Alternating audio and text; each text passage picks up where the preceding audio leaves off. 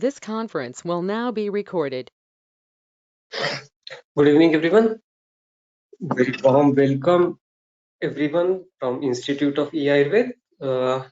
We are here in a success stories or case study presentation from the previous batches of certificate course in Ayurvedic dermatology.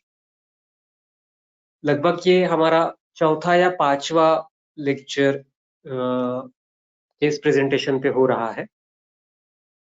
Institute of Ayurveda certificate course in dermatology लगभग 6 batches 3 साल हो चुके हैं। तो 2019 में हमने शुरुआत की थी, तब से आज तक 6 बैचेस कंप्लीट हो चुके हैं। 7th बैच जी अभी हमारे ऑनगोइंग है, लास्ट फ्यू लेक्चर्स हमारे उसमें से हो रहे हैं और इन बैचेस में ऑलमोस्ट 600 प्लस पार्टिसिपेंट्स सहभागी हो चुके हैं। जो चीज सिखाई जाती है उसका कोई प्रैक्टिकल बेनिफिट होता है, अगर होता है तो वो सब चीज सभी पार्टिसिपेंट्स के सामने आनी चाहिए। इस उद्देश्य से अनय सर और इंस्टीट्यूट ऑफ आयुर्वेद इन दोनों ने ये केस प्रेजेंटेशंस शुरू करने का इच्छा प्रकट की हमारे सब पार्टिसिपेंट्स के सामने, और तब से लेकर आज तक हमारे सभी पार्टिसिपेंट्स ने बहुत ही अच्छी अच्छी ट्रीटेड केसेस सबके सामने प्रस्तुत की है। आज उसी श्रृंखला में हम नेक्स्ट 4 प्रेजेंटेशंस देखने वाले हैं। आप सभी से रिक्वेस्ट है कि आप ज्ञान बांटते रहिए। जो भी हमारे पास ट्रीट हुआ है, हो सकता है कि जब हम ट्रीट कर रहे थे उस समय पे हमने उतना प्रिसाइज उसके पीछे का शास्त्र नहीं देखा होगा, लेकिन अगर हमारे पास वो केस ट्रीट होती है तो उसके पीछे क्या शास्त्र है, किस आधार पर हम वो केस ट्रीट कर पाए, इसको जरूर पढ़िए और एक साइंटिफिक प्रेजेंटेशन और हो सके तो साइंटिफिक पब्लिकेशन इसका करना चाहिए, जिससे पूरी दुनिया को हम ये बता सकते हैं कि आयुर्वेद से भी ये सब चीजें संभव है। तो मैं अनय सर से रिक्वेस्ट करूंगा कि वो हमारे आज के पार्टिसिपेंट्स जो है उनका परिचय भी करवाएं। अनय सर से हम सब लोग परिचित हैं, इसलिए मैं अनय सर का केवल औपचारिक इस व्याख्यान में स्वागत करता हूं और उन्हें आगे सूत्र संभालने की विनंती करता हूं। धन्यवाद इलोप सर। आज ये जो आज का जो टॉपिक रहता है ना, सक्सेस स्टोरीज और ये dermatological conditions treated with Ayurvedic principles, ये मेरा ना सबसे फेवरेट टॉपिक है। ये टॉपिक जब रहता है तो मुझे सबसे ज्यादा आनंद होता है, क्योंकि जब मैं सिखाता हूँ तो उसमें से बहुत सारी चीजें, जो सोरियासिस है, फंगल इन्फेक्शन है, सब डीसीएस है, उसके बारे में चीजें डिटेल बताई जाती है। एक्चुअल जब केस आती है तो उसमें क्या देना है मेडिकेशन, क्या सोचना है, क्या पथ्यान्न बताने हैं, ये डॉक्टर का काम है। और जो मैंने सिखाया है उसका आधार लेके अपने पेशेंट पे प्रोबेबिलिटी करतमत्व देख के वो मेडिसिन को डिजाइन करना, प्रिस्क्रिप्शन को डिजाइन करना और पेशेंट को वो देना, दैट इज, और वो पेशेंट को देने के बाद बहुत अच्छे रिजल्ट्स आना, that is the real success stories. इसलिए मुझे ये बहुत आनंद रहता है जब ये टॉपिक होता है। बेसिकली हमारी ये 6th बैच अभी खत्म हो गई है, और ये ऐसा है कि ये जो अभी 5th बैच वाले लास्ट 5 बैच में से है, उसमें से ये स्टूडेंट्स बोले पार्टिसिपेंट्स हैं, और वो अभी अपने अपने एरिया में प्रैक्टिस करते आए हैं। उन्होंने एक क्लास ज्वाइन किया, they feel good about that, उन्होंने अच्छा लगा, सब लगा, and they are doing practice very nicely. अभी ऐसे भी कुछ पार्टिसिपेंट्स हैं इसमें जो पहले एलोपैथी प्रैक्टिस करते थे और अभी आयुर्वेदिक प्रैक्टिस की तरफ झुक रहे हैं, स्पेशली डर्मेटोलॉजी का आयुर्वेदिक प्रैक्टिस की तरफ झुक रहे हैं, ऐसा मैंने देखा है। And that is the actually, ये बोलते हैं ना कि मराठी में बोलते हैं कि पोच पावती बोलती, that is the real thing for me. बाकी अभी आज जो 4 प्रेजेंटेशन है वो डॉक्टर सचिन काथोले सर है, डॉक्टर सुप्रिया परब मैडम है, डॉक्टर अतुल बिरला है, डॉक्टर निशा मयकर मैम है। ये 4 जन लेक्चर लेने वाले हैं। थिंग इज दैट ये प्रैक्टिस करते आए हैं अपने एरिया में। ये आज के जो चारों प्रेजेंटर है उन्होंने कभी कुछ प्रेजेंट नहीं किया यानी they are doing practice at there, वो अपने अपने प्लेस में करते हैं। मैं हमेशा बोलता हूँ, जब अभी मेरे नेशनल लेवल के इंटरनेशनल लेवल में मेरे प्रेजेंटेशन होते रहते हैं, मुझे बहुत बार ऐसा लगा, means I feel sorry about that, कि बहुत बार ऐसा होता है कि मेरे बाजू बाजू में प्रेजेंटर्स रहते हैं, they are talking about only theoretical topics, they are not talking about clinicals and all, उसमें कुछ नहीं बोलते। और जो एक्चुअल में क्लिनिक में काम करते हैं, जो आज के चार है और बहुत जन है जो एक्चुअल में क्लिनिक में प्रैक्टिस करते हैं और रिजल्ट आते हैं, मेरे हिसाब से वो नेशनल और इंटरनेशनल सेमिनार्स में उन्होंने ही बोलना चाहिए, because they have cases, some rare cases also, some challenging cases also, वो उन्होंने ट्रीट किए। वो ट्रीट केसेस नेशनल और इंटरनेशनल सेमिनार्स के प्रेजेंटेशंस में रहने चाहिए, बट वो नहीं होता। सो ये होना चाहिए, because I think the clinic, क्या कुछ भी करो, थिंग इज दैट पेशेंट को रिजल्ट मिला है कि नहीं, that is the last thing. आज के जो चारों प्रेजेंटर है वो टोटली नए हैं, और थिंग इज दैट उन्होंने अच्छे प्रेजेंटेशंस बनाए हैं, अपने दम पे बनाए हैं, एंड पहले तो पेशेंट ट्रीट किए, बाद में वो अपने दम पे बनाए हैं, that is the big thing for them. I am clapping for them for whole 1.5 hour, because it is very important, यानी ये बहुत इंपॉर्टेंट चीज है कि ऐसे लोग बाहर आए और अपना प्रेजेंटेशन दे दे। और मैं हमेशा बोलता हूँ ये अपना होम पिच है, यहाँ पे थोड़ा सा प्रेजेंटेशन में ऊपर का नीचे हो गया, थोड़ा सा आगे पीछे हो गया, that's all okay, because it's a home pitch for us, ये अपना होम ग्राउंड है, तो यहाँ पे ही खेलना है। पहले यहाँ पे गलती हो गई तो चलता है, और क्या चलता है, बेसिकली पेशेंट को बिफोर और आफ्टर का रिजल्ट मिला, ये आयुर्वेदिक ट्रीटमेंट से, that's it, that is your final goal, और वो आपने सिद्ध किया है, सिर्फ आपको प्रेजेंट करना है। तो ये हमारा उद्देश्य है ये कोर्स का ही, कि ज्यादा से ज्यादा आयुर्वेदिक ट्रीटमेंट से पेशेंट ट्रीट हुए, चैलेंजिंग केसेस भी ट्रीट हुए, रेगुलर केसेस भी ट्रीट हुए, और वो ज्यादा से ज्यादा प्लेटफॉर्म पे आए। सो और मैं अभी ज्यादा प्रस्तावना ना करके, जो आज के जो पहले प्रेजेंटर है डॉक्टर सचिन काथोले, इनका भी आपको मैं परिचय करके देता हूँ। डॉक्टर सचिन काथोले जो है वो इन्होंने बीएमएस किया है, एंड डीएमएम आयुर्वेदिक महाविद्यालय जो यवतमाल का कॉलेज है, वहां से उन्होंने बीएमएस किया है। जो ये जो डॉक्टर है वो शेगांव में जो वहाँ प्रैक्टिस करते हैं, जो बुल्ढाना डिस्ट्रिक्ट में है, महाराष्ट्र में ये सिचुएटेड है। बेसिकली ये जो आयुर्वेदिक प्रैक्टिस है वो लास्ट 5 साल से करते आ रहे हैं। He is doing GPs beginning, पिछले 8-10 साल से करते हैं। अभी जो आयुर्वेदिक प्रैक्टिस है उन्होंने 5 साल से शुरुआत की है, और ये इन्होंने जो कोर्स है, ये जो कोर्स है वो उन्होंने जून 2019 में ज्वाइन किया था। उसके बाद दे मैंने देखा है कि आयुर्वेदिक प्रैक्टिस करना, आयुर्वेदिक मेडिकेशन देना, चैलेंजिंग केसेस में ट्रीट करना, ये उन्होंने अपने आप में लिया, एंड बाय डूइंग दिस, आप ये कोर्स करने के बाद उन्होंने ऐसे बहुत अच्छे अच्छे केसेस ट्रीट किए, that is all.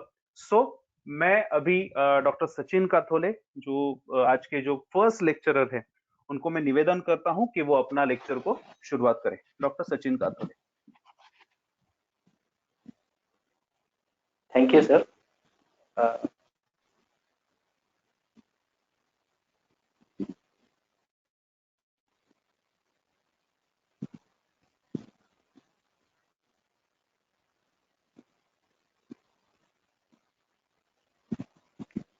Sir screen दिख रहा है मेरा, आवाज आ रही है?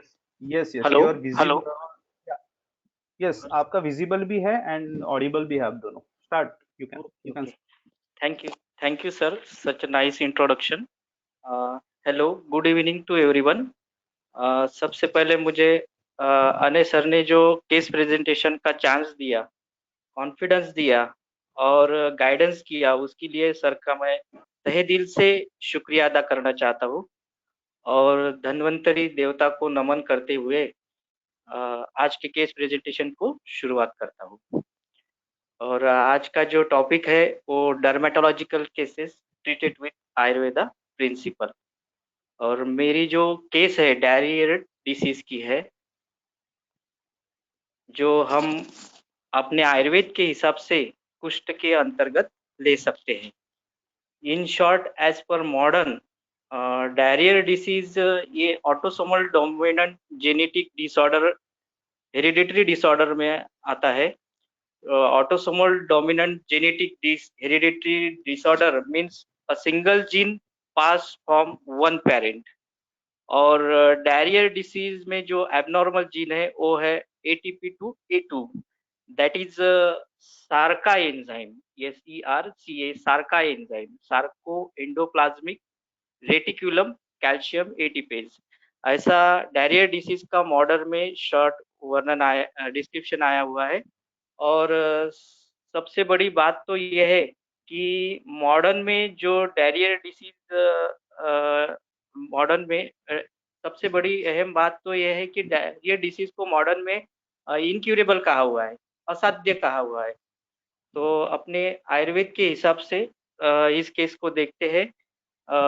Patient at the age of 20 years comes with the symptoms of शीर प्रदेशी कंडू और दारुणक, सब बालों में प्लाक और क्रस्ट भी था।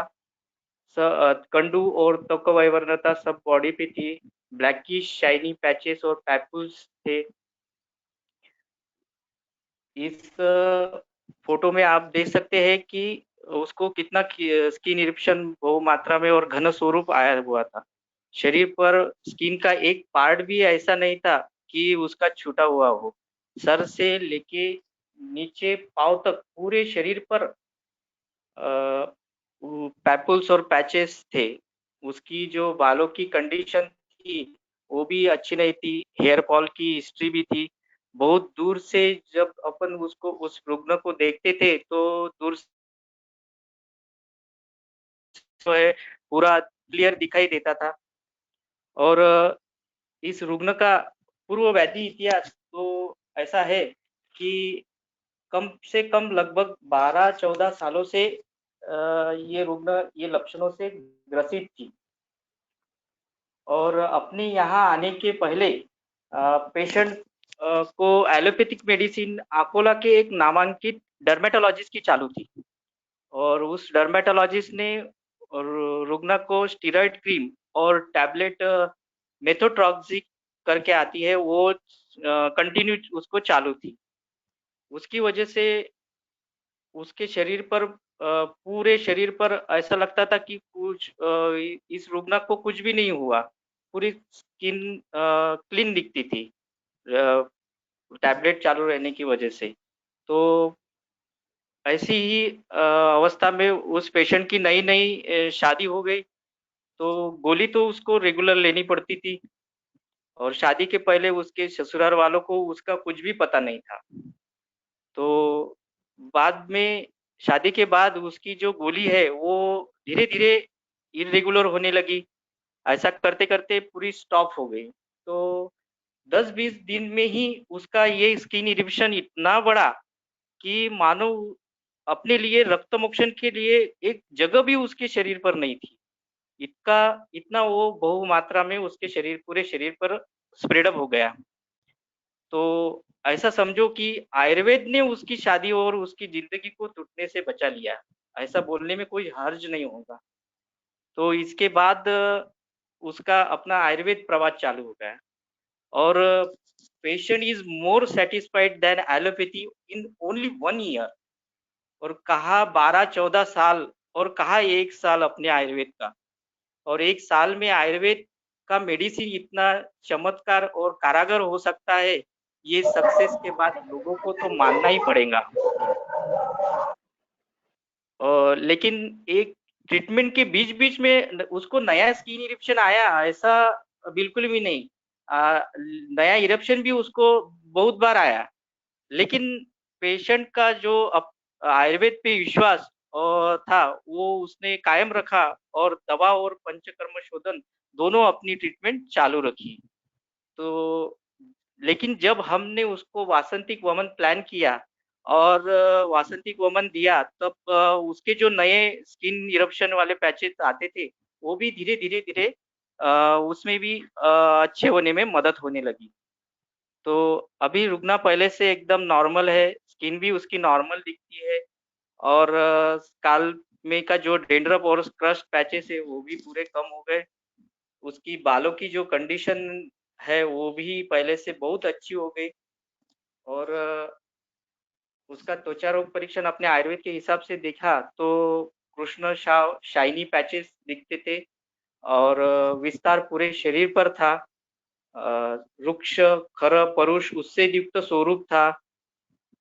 कृष्णवर्णीय मांसपूरित पीडिका शरीर पे दिखती थी और स्पर्श में शीत वेदना कभी कभी होती थी। कोंडा बहु घन मात्रा में था। कंडू सतत और कंडूतोत्तर हेयर फॉल और दाह ऐसी हिस्ट्री रुग्ना की थी और कुलरुत्तान में कोई भी हेरिडिटरी हिस्ट्री नहीं थी। सार्वधिक परीक्षण में मलमूत्र प्राकृत और अग्नि माध्यम था। कफवातज रुग्ना की प्रकृति थी, स्वेद माध्यम और 10-12 सालों से इतने दिनों से डिसीज से वो सफर होने की वजह से निद्रा अल्प थी, मासिक स्राव भी अनियमित था। इन सब लक्षणों को हिस्ट्री के हिसाब से ये सब लक्षण के बाद आयुर्वेद के हिसाब से हमने उसको कफवातज कुष्ठ अंतर्गत लेके उसको ट्रीट किया और एज पर मॉडर्न उसको डायरिया डिसीज हम बोल सकते हैं। फिर उसको चिकित्सा में सबसे पहले अपना जो आयुर्वेदिक सूत्र है निदान परिवर्जन करना चाहिए। तो उसके जो हेतु है वो सब बंद किए, दूध के पदार्थ सब बंद करने को बोला, समय पे भोजन लेने को बोला, दीवा सब बंद किया और आयुर्वेद के हिसाब सब दिनचर्या उसको लिख के दी और उस प्रकार उसको उस पूरा पालन करने को बोला और पूरा डाइट फॉलो करने को बोला। चिकित्सा में रक्त मोक्षण और सद्य विरेचन दिया। सबसे पहले आने के बाद जो सर जी का जो अपना लंघन का 3 दिन का प्रोटोकॉल है वो फॉलो करने को बोला और 2 बार वासंतिक वमन भी दिया और बीच बीच में तक्र धारा भी उसको प्लान किया। तो और शमन चिकित्सा में रसपाचक वटी, आरोग्यवर्धिनी यूनेस्को फार्मा की जो कफवातज फार्मूला है सीटाजिल प्लस का वो दिया। गंधक रसायन और ये जो शमन चिकित्सा है ये बीच बीच में अवस्थानुरूप भी थोड़ा बहुत इसमें बदलाव हर बार करना पड़ा, तो वो भी उस हिसाब से करते आए। और चूर्ण योग में रस माणिक्य, बावची, विडंग, सारिवा, मंजिष्ठा, हरितकी, गुडुची, अविपित्तकर इसका चूर्ण योग बना के लिया। दोष बहुमात्रा में रहने की वजह से त्रिफला, खदीर और नीमसाल का सिद्धार्थक स्नान भी रुग्ना को दिया। बाह्य चिकित्सा में महामरीचादि तेल, करज तेल, अर्क तेल और पिंड तेल अवस्थानुरूप बीच बीच में इनका कॉम्बिनेशन बना के दिया और शतघ्रुत जो है वो बीच बीच में फॉर बर्निंग पर्पज यूज किया। और जब पूरी 8 पेशेंट में अच्छा रिजल्ट मिला, पेशेंट की स्किन अच्छी होने लगी, तो 8 महीने के बाद जो अपन ने आखिरी स्टेप में जो रसायन चिकित्सा करनी चाहिए उस रसायन चिकित्सा में एज अ रसायन गुरुची भरण का काढ़ा आधा कप सुबह आधा कप शाम को रुग्ना को चालू किया। तो और लंघन का प्रोटोकॉल तो मैंने हर महीने में एक बार उसको करने को ही बोला था कि महीना खत्म हो गया कि हर बार 3 दिन तो 3 दिन का लंघन करते जा, ऐसा उसको फॉलो किया। और सबसे बड़ी बात जो अपने संहिता में लिखा हुआ है कि कुष्ठ में बार बार शोधन करो, तो उसी प्रकार वही पालन करते हुए उसका बार बार शोधन करने को बोला और उसको ये भी बोला है कि अभी 5 साल तक तू हर जो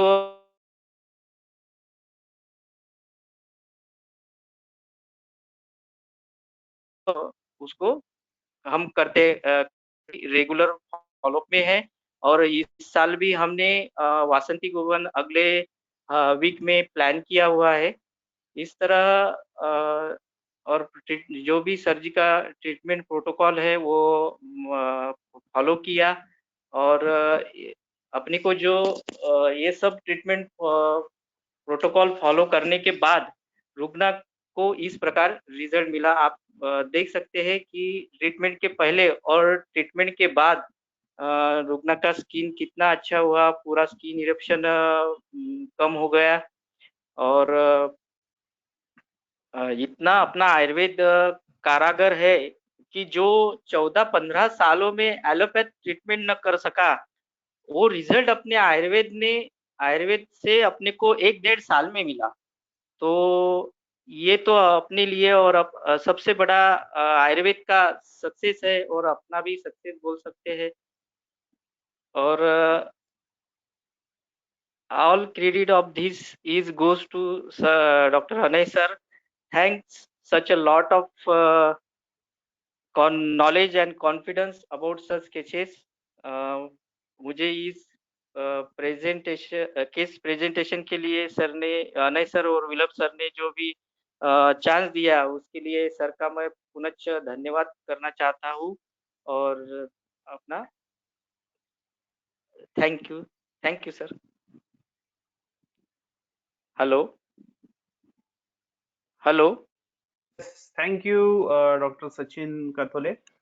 Very nice हाँ presentation.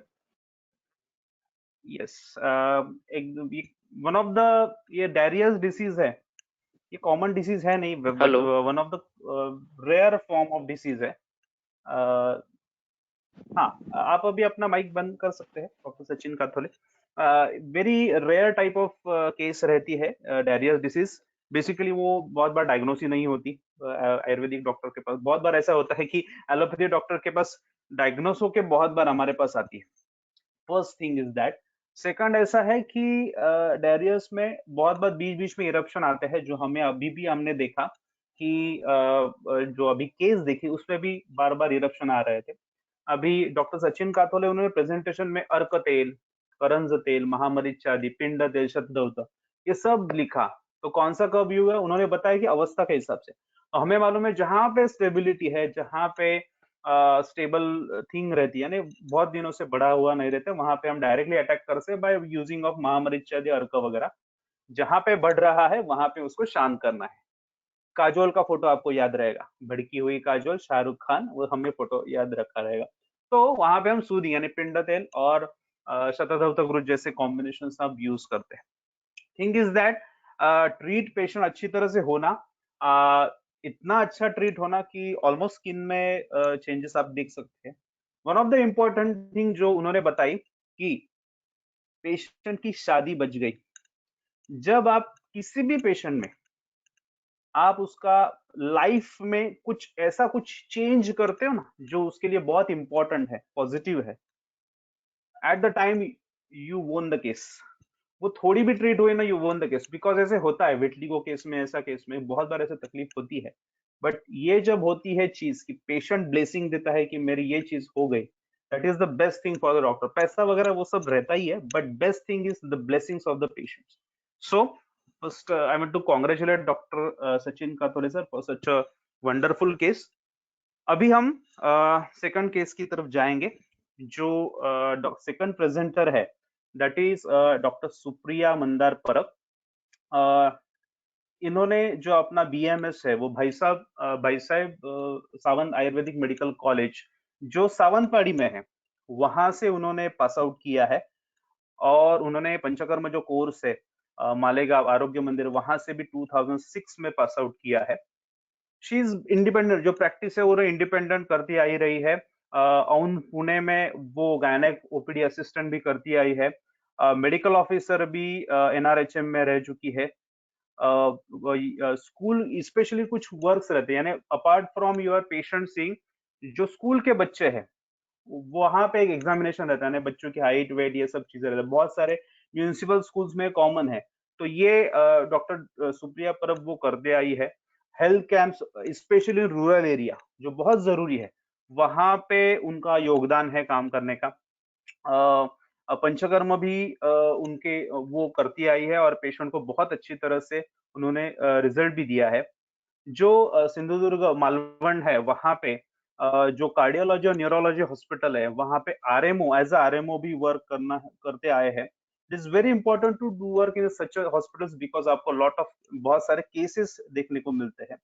So she is one of the practicing since many years, बहुत अच्छी तरह से प्रैक्टिस करते आए हैं।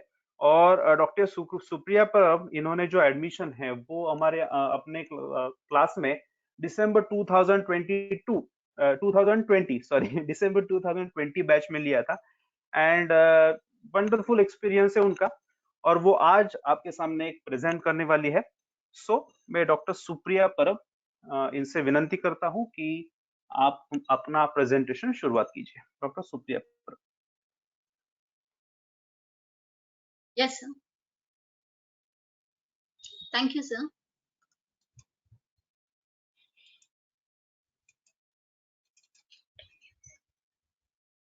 सुप्रिया जी, आपने आपका नाम नहीं डाला, इसकी वजह से वेटिंग फॉर नेम आ रहा है। अगर पॉसिबल है तो नेम ऐड कर दीजिए, या फिर आप डायरेक्टली स्क्रीन शेयर कर सकते हो। हाँ, sir. I think I can see the screen. उनका दिख रहा है स्क्रीन मुझे। हाँ, स्क्रीन दिख रहा है, आप फुल स्क्रीन कर लीजिए। Hello. Hello. Can start. Yes, sir. Thank you very much, sir. आपने मुझे ये अवसर दिया अपने कैड ग्रुप के इस मंच पर, और ऐसे कठिन केसेस करने के भी आपने जो आत्मविश्वास हमें दिया है, जो ज्ञान दिया है, इसके लिए मैं तहे दिल से आपकी आभारी हूँ। अभी मैंने जो केस स्टडी यहाँ पे प्रेजेंट करने जा रही हूँ, वो केस स्टडी है विपादिका, dermatological cases treated with Ayurvedic principle. अभी मैं लॉकडाउन के कारण मेरे नेटिव में प्रैक्टिस कर रही हूँ, तो यहाँ पर सिर्फ मैं काउंसलिंग और कंसल्टेशन करती हूँ और प्रिस्क्राइब मेडिसिन देती हूँ।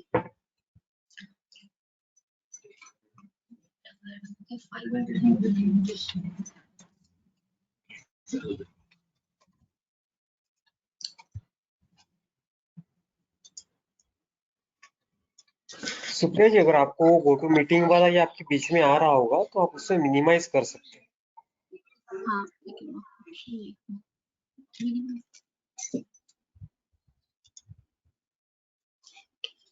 Okay sir.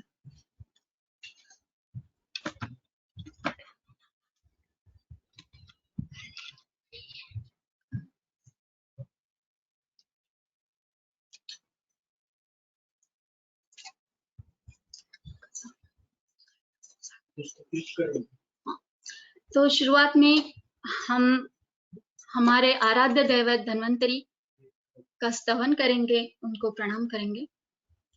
धन्वंतरी स्तवन। नमामि धन्वंतरी आदिदेवो सुरासुरैर्वन्दित पाद पद्मम् लोके जरारुक्क भय मृत्युनाशनम् दातारमेशं विविधौषधीनाम् शङ्खं चक्रं च लौकाम् दधत अमृतघटं चारुदौर्भिजधुर्भिः सूक्ष्म स्वच्छातिरुद्याम् शुकपरिविलसन् मौलिमं भोजनेत्रम् कालाम्भोदज्वलाङ्गम् कटितलविलस चारुपीताम्बराढ्यम् वन्दे धन्वन्तरितं निखिलगदवन प्रौढदावाग्निनीलम् प्रौढदावाग्निनीलम्।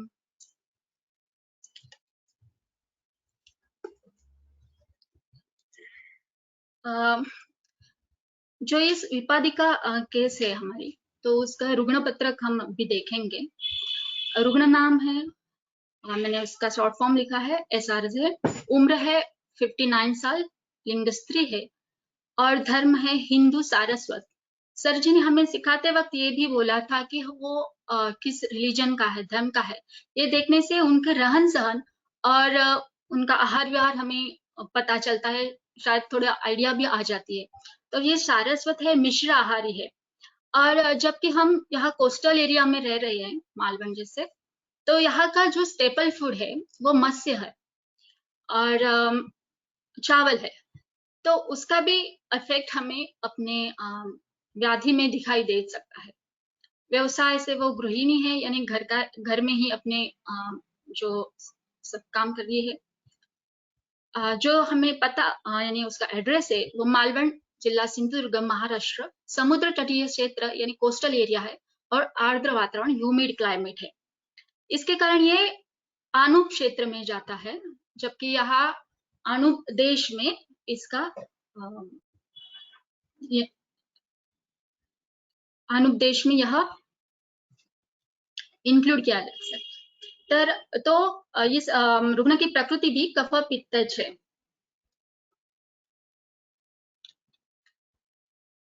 जब पेशेंट मेरे पास आई थी तो इसके व्याधि लक्षण थे हाथ पांव के तलों को कड़कपन, अत्यंत वेदना, दरारें, बीच बीच में दरारों से रक्तस्राव था, असह्य कंडू था, कभी कभी दाह था, त्वक का निकलना ये भी लक्षण दिखाई दे रहा था और ये 7 महीने से चल रहा था। जब पेशेंट मेरे पास आई थी वो बहुत ही हेल्पलेस, असहाय थी कि और बहुत उसके मन में शंका थी कि ये व्याधि मेरी अच्छी हो पाएंगी, मैं पहले तरह ठीक हो जाऊंगी या नहीं।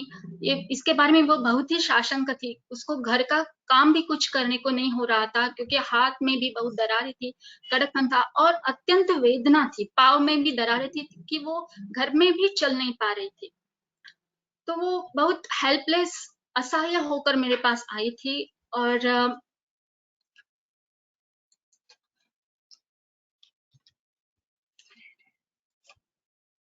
उसका जब मैंने व्याधि वृत्तांत लिया तो उसने she is a known case of IHD and वो एलोपैथी मेडिसिन ले रही थी। एलोपैथिक प्रैक्टिशनर ने उसको इंसेफेलाइटिस एलिफेंटाइटिस यानी श्लीपपथ ये भी डायग्नोस किया था राइट लेग के लिए। ओबेस थी पेशेंट और एक उसने बात बताई कि मई 21 में उसको कोविड हुआ था, वो कोविड पॉजिटिव निकली थी। उसके लिए उसने ट्रीटमेंट ली थी लेकिन घर पे ही ली थी, स्टीरॉयड नहीं दिया था। और उसने ये बताया कि कोविड होने के बाद 2 महीने में ये लक्षण उसके शुरू हो गए और एक एक लक्षण उसमें दिखाई दिए और उसको ये तकलीफ शुरू हुई। उसके पूर्व चिकित्सा वृत्तांत में इसके लिए यानी जो ये अभी पाल्मोप्लांटर सोरियासिस है इसके लिए उसने एलोपैथी ट्रीटमेंट ली थे डर्मेटोलॉजिस्ट से 1.5 मंथ के लिए। कुल इतिहास में कुछ खास नहीं था। अब हम त्वचा रोग वर्णन देखेंगे इस केस का। जो त्वचा का वर्ण था वो श्वेत था और शाव था, यानी वो बीच बीच में जहां पर कड़कपन था, हार्डनेस था, वहां पे शाव रंग का दिखाई दे रहा था। विस्तार मध्यम में आएगा और स्थान हस्तपाद तल था। स्वरूप रुक्ष, खर, परुष, स्फुटन हो गया था बीच बीच में, घन और उत्सेद युक्त था। स्पर्श खर और शीत था। वेदना तीव्र थी और सतत वेदना हो रही थी। गंध निर्गंध था। स्त्राव, रक्तस्राव, लेकिन वो कंडुत्तर था। पटलवार बहुल था और वो घन था, यानी वो कैंची से काटती थी, वो जो घन स्किन उसकी यानी स्केलिंग था वो टफ, थोड़ा हार्ड था, वो कैंची से काटकर वो निकालती थी। उसका वर्ण भी श्वेत था और कंडू करके वो जो पटलवार निकालता था वो तनु था और उसका वर्ण श्वेत था। कंडू सतत था और कंडुत्तर पटलवार भी था। इतर में थोड़ा गौरव था, पाव को उत्तान था। अभी हम ग्रंथोक्त व्याधि लक्षण देखेंगे। वैपादिकम पाणिपाद स्फुटनम तीव्र वेदना, चरक चिकित्सा स्थान 7 कुष्ठा चिकित्साध्याय में 29वां श्लोक है। जो आचार्य चरक जी ने ये जो वर्णन किया है बिल्कुल वैसा ही हमें इस रुग्ण में दिखाई दिया। सुश्रुत संहिता में हमें परिक्रमणशीलस्य वायुर अत्यर्थ रुक्षयो पादयो कुरुते दारी सरुजा तल संश्रिता। सुश्रुत निदान स्थान में इस व्याधि का वर्णन है, लेकिन उन्होंने पाददारी करके इसका वर्णन की नाम दिया है इसको, और उन्होंने सिर्फ पाद यानी पाद तल का ही वर्णन किया है, इसमें हस्त का वर्णन नहीं मिल रहा है। अत्यंत परिक्रमण करने से, पाव पैदल चलने से वायु बढ़ने के कारण रुक्षता आती है और पाव में दारण, सरुजा यानी बहुत शूल उत्पन्न होता है, उसको पाददारी बोला है। पाणिपाददार्यो विपादिकः तीव्रात्यो मंद कंडवश्च सराग पिटिकाश्चिता। यह अष्टांग हृदय निदान स्थान 14-23 श्लोक है। इसमें भी ये सभी लक्षण हमें दिखाई दे रहे हैं, लेकिन पिटिका जो है वो मैंने देखी नहीं इस पेशेंट में। लेकिन जब शुरुआत थी, जब पहली बार वो व्याधि प्रकट हो रही थी, तब पिटिका थी ऐसे पेशेंट ने मुझे हिस्ट्री दी, लेकिन बाद में मुझे ये पिटिका देखने नहीं मिली। लेकिन बाकी जो लक्षण हैं, जैसे कंडू है, अत्यंत वेदना है, पाददारी है, ये सब दिखाई दे। अब इसके हिसाब से हम जो लक्षण है, जो लक्षण हमने पेशेंट में दिखे, तो व्याधि दोष बलातिबल इसके हम वर्णन करेंगे। इस लक्षण में वातज गुण में रुजा यानी अत्यंत शूल पीड़ा, रुक्षता संकोच, पारुष्य यानी हार्डनेस, खरता यानी कोर्सनेस, रुक्षता ड्राइनेस, ये सब हमें ज्यादातर मात्रा में दिखाई दे, बिल्कुल ज्यादा ये लक्षण थे। पित्तज लक्षण में दाह और रक्तस्राव ये भी कभी कभी था, यानी दाह उतनी ज्यादा मात्रा में नहीं था, कभी कभी दाह उसको हो जाता था, और कंडुत्तर रक्तस्राव होता था, या ज्यादा काम करने में पीड़ा होते हुए भी अगर वो चल रही है तो भी बीच बीच में रक्तस्राव होता था। और कफज लक्षणों में कंडु, उत्सेद, शैत्य और श्वेत्य। कंडु यानी इचिंग, बहुत ज्यादा इचिंग थी। उत्सेद यानी थोड़ा उभार उसको आया था। शैत्य यानी शीतता थी। श्वेत्य मतलब उसको व्हाइटनेस थोड़ा सा प्राप्त हुआ था। तो जब हम चिकित्सा सूत्र भी देखते हैं, या जो व्याधि दोष बलातिबल के बाद में दोष निश्चित करते हैं, तो उसके हिसाब से भी हमें चिकित्सा करने में सहायता मिल सकती है। चरक जी ने बताया है, सर्वस्त्रिदोषजम कुष्ठम दोषाणाम तु बलाबलम यथा स्वैर लक्षणीं बुद्ध्वा कुष्ठानां क्रियेत क्रिया दोषस्य यस्य पश्येत कुष्ठेषु विशेष लिंगम उद्रिक्तम तस्य एव शमं कुर्यात् परम चानु बंधस्य। मतलब जो ये कुष्ठ रोग है, जो भी कुष्ठ के रोग है, वो त्रिदोष होते हैं।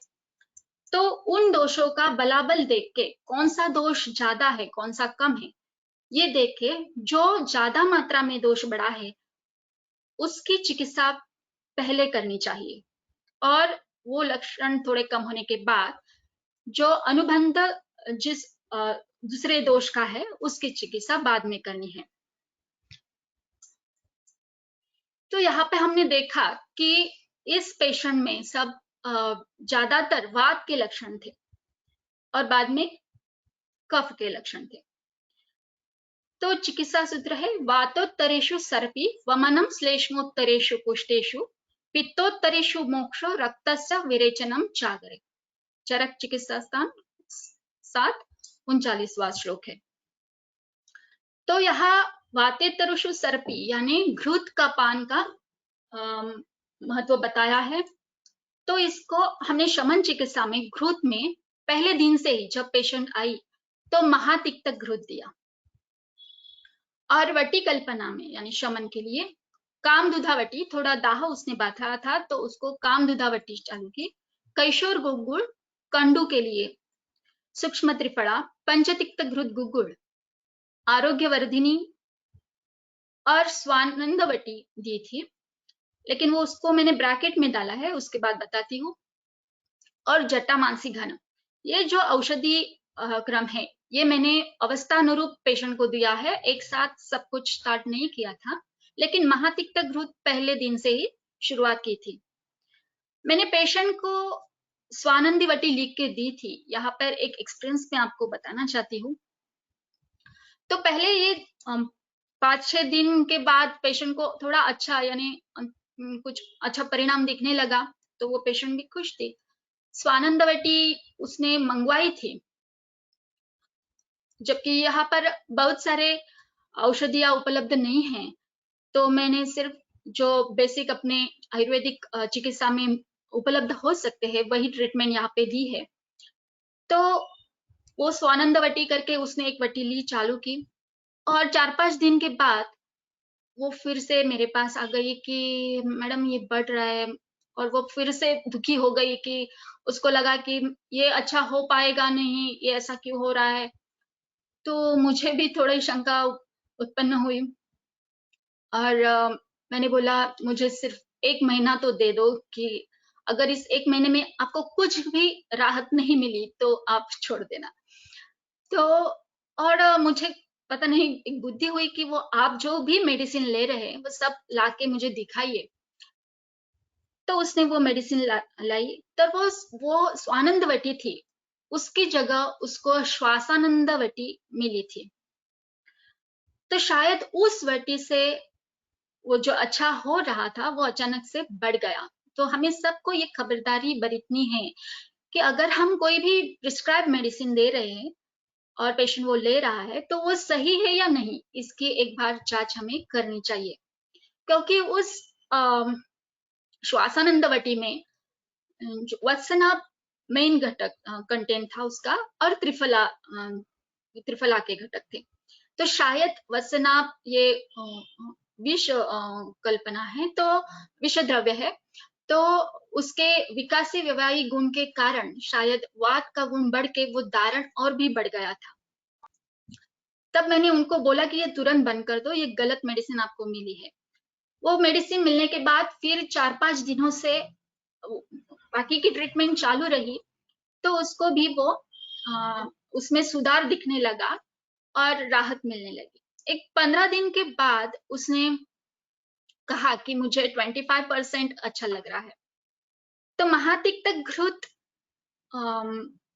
लेने के 8 दिन बाद, यानी 10 दिन बाद में मैंने उसको विरेचन भी दिलवाया था। लेकिन शमन में पहले हम देखते हैं, ये वटी कल्पना में हमने देखा, चूर्ण में अविपत्तिकर चूर्ण उसको दिया था, आसावरिष्ठ में खदिरारिष्ठ, सारीवाद्यासव जब वह दाह बोलती थी तो सारीवाद्यासव बोला था, और पुनर्नवासव बीच बीच में उसके पाव पर शोथ थे, जबकि वो श्लीपत का भी पेशेंट है। बहुत सारे लक्षण नहीं मिले मुझे श्लीपत के, लेकिन उसका डायग्नोसिस था। तो लेकिन पुनर्नवासव देने के बाद 8 दिन पुनर्नवासव लिया तो शोथ भी अपने आप कम होता था। तो वो हम उस अवस्था के अनुरूप ये चिकित्सा क्रम करते थे। तेल में जात्यादि तेल दिया था हाथ को और पाव को लगाने के लिए। बीच बीच में ये ड्राइनेस इतना बहुत था कि वो बार बार अगर लगाने के बाद भी तुरंत ड्राई होता था। तो उसको मैंने कहा था कि बार बार ये तेल लगाते रहिए, रात को सोते समय पेट्रोलियम जेली लगा रही, ताकि वो उसकी परत बहुत देर के लिए बनी रहे। शोधन चिकित्सा में विरेचन दिया, त्रिफला क्वाथ में से एरंडस स्नेह। तो जब पहले 7-8 दिन के बाद जब घृतपान हुआ तो उसका पहले वमन उसको दिया गया। उसके बाद उसको थोड़ा हल्का महसूस हुआ। त्रिफला क्वाथ में से एरंडस ने उसको दिया था विरेचन के लिए। और उसके 15 दिन बाद हमने रक्त मोक्षण किया। स्नेहन स्वेदनोत्तर शिरावेद, जो नजदीकी शिरा है इजीली जिसका हम वेद कर सकते हैं, वो सिरा सेलेक्ट करके हमने स्नेहन स्वेदनोत्तर शिरावेद किया था। रक्त मोक्षण के 1-2 दिन बाद उसको बहुत ही फर्क दिखाई दिया, जबकि ये रक्त मोक्षण करते वक्त उसमें जो रक्त मोक्षण के समय दोष का भी निरीक्षण हम करते हैं, तो उस रक्त में वात और कफ का भी दोष हमें दिखाई दिया। अगर मुझे चांस मिले तो मैं वो वीडियो भी शेयर करूंगी।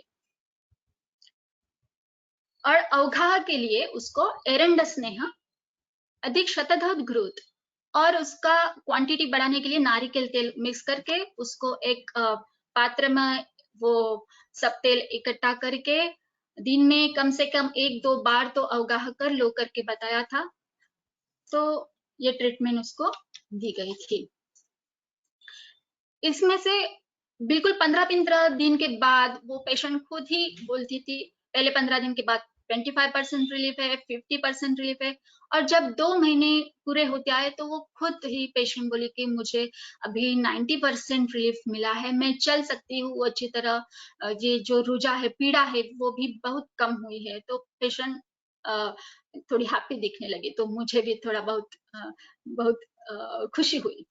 तो अभी ये जो व्याधि है, कौन सा भी कुष्ठ व्याधि है, ये थोड़ा बार-बार अगर चिकित्सा में खंड हुआ या फिर ऋतु चेंज हुआ तो ये बार-बार भी उभर सकता है। बीच-बीच में लक्षण कम ज्यादा हो सकते हैं।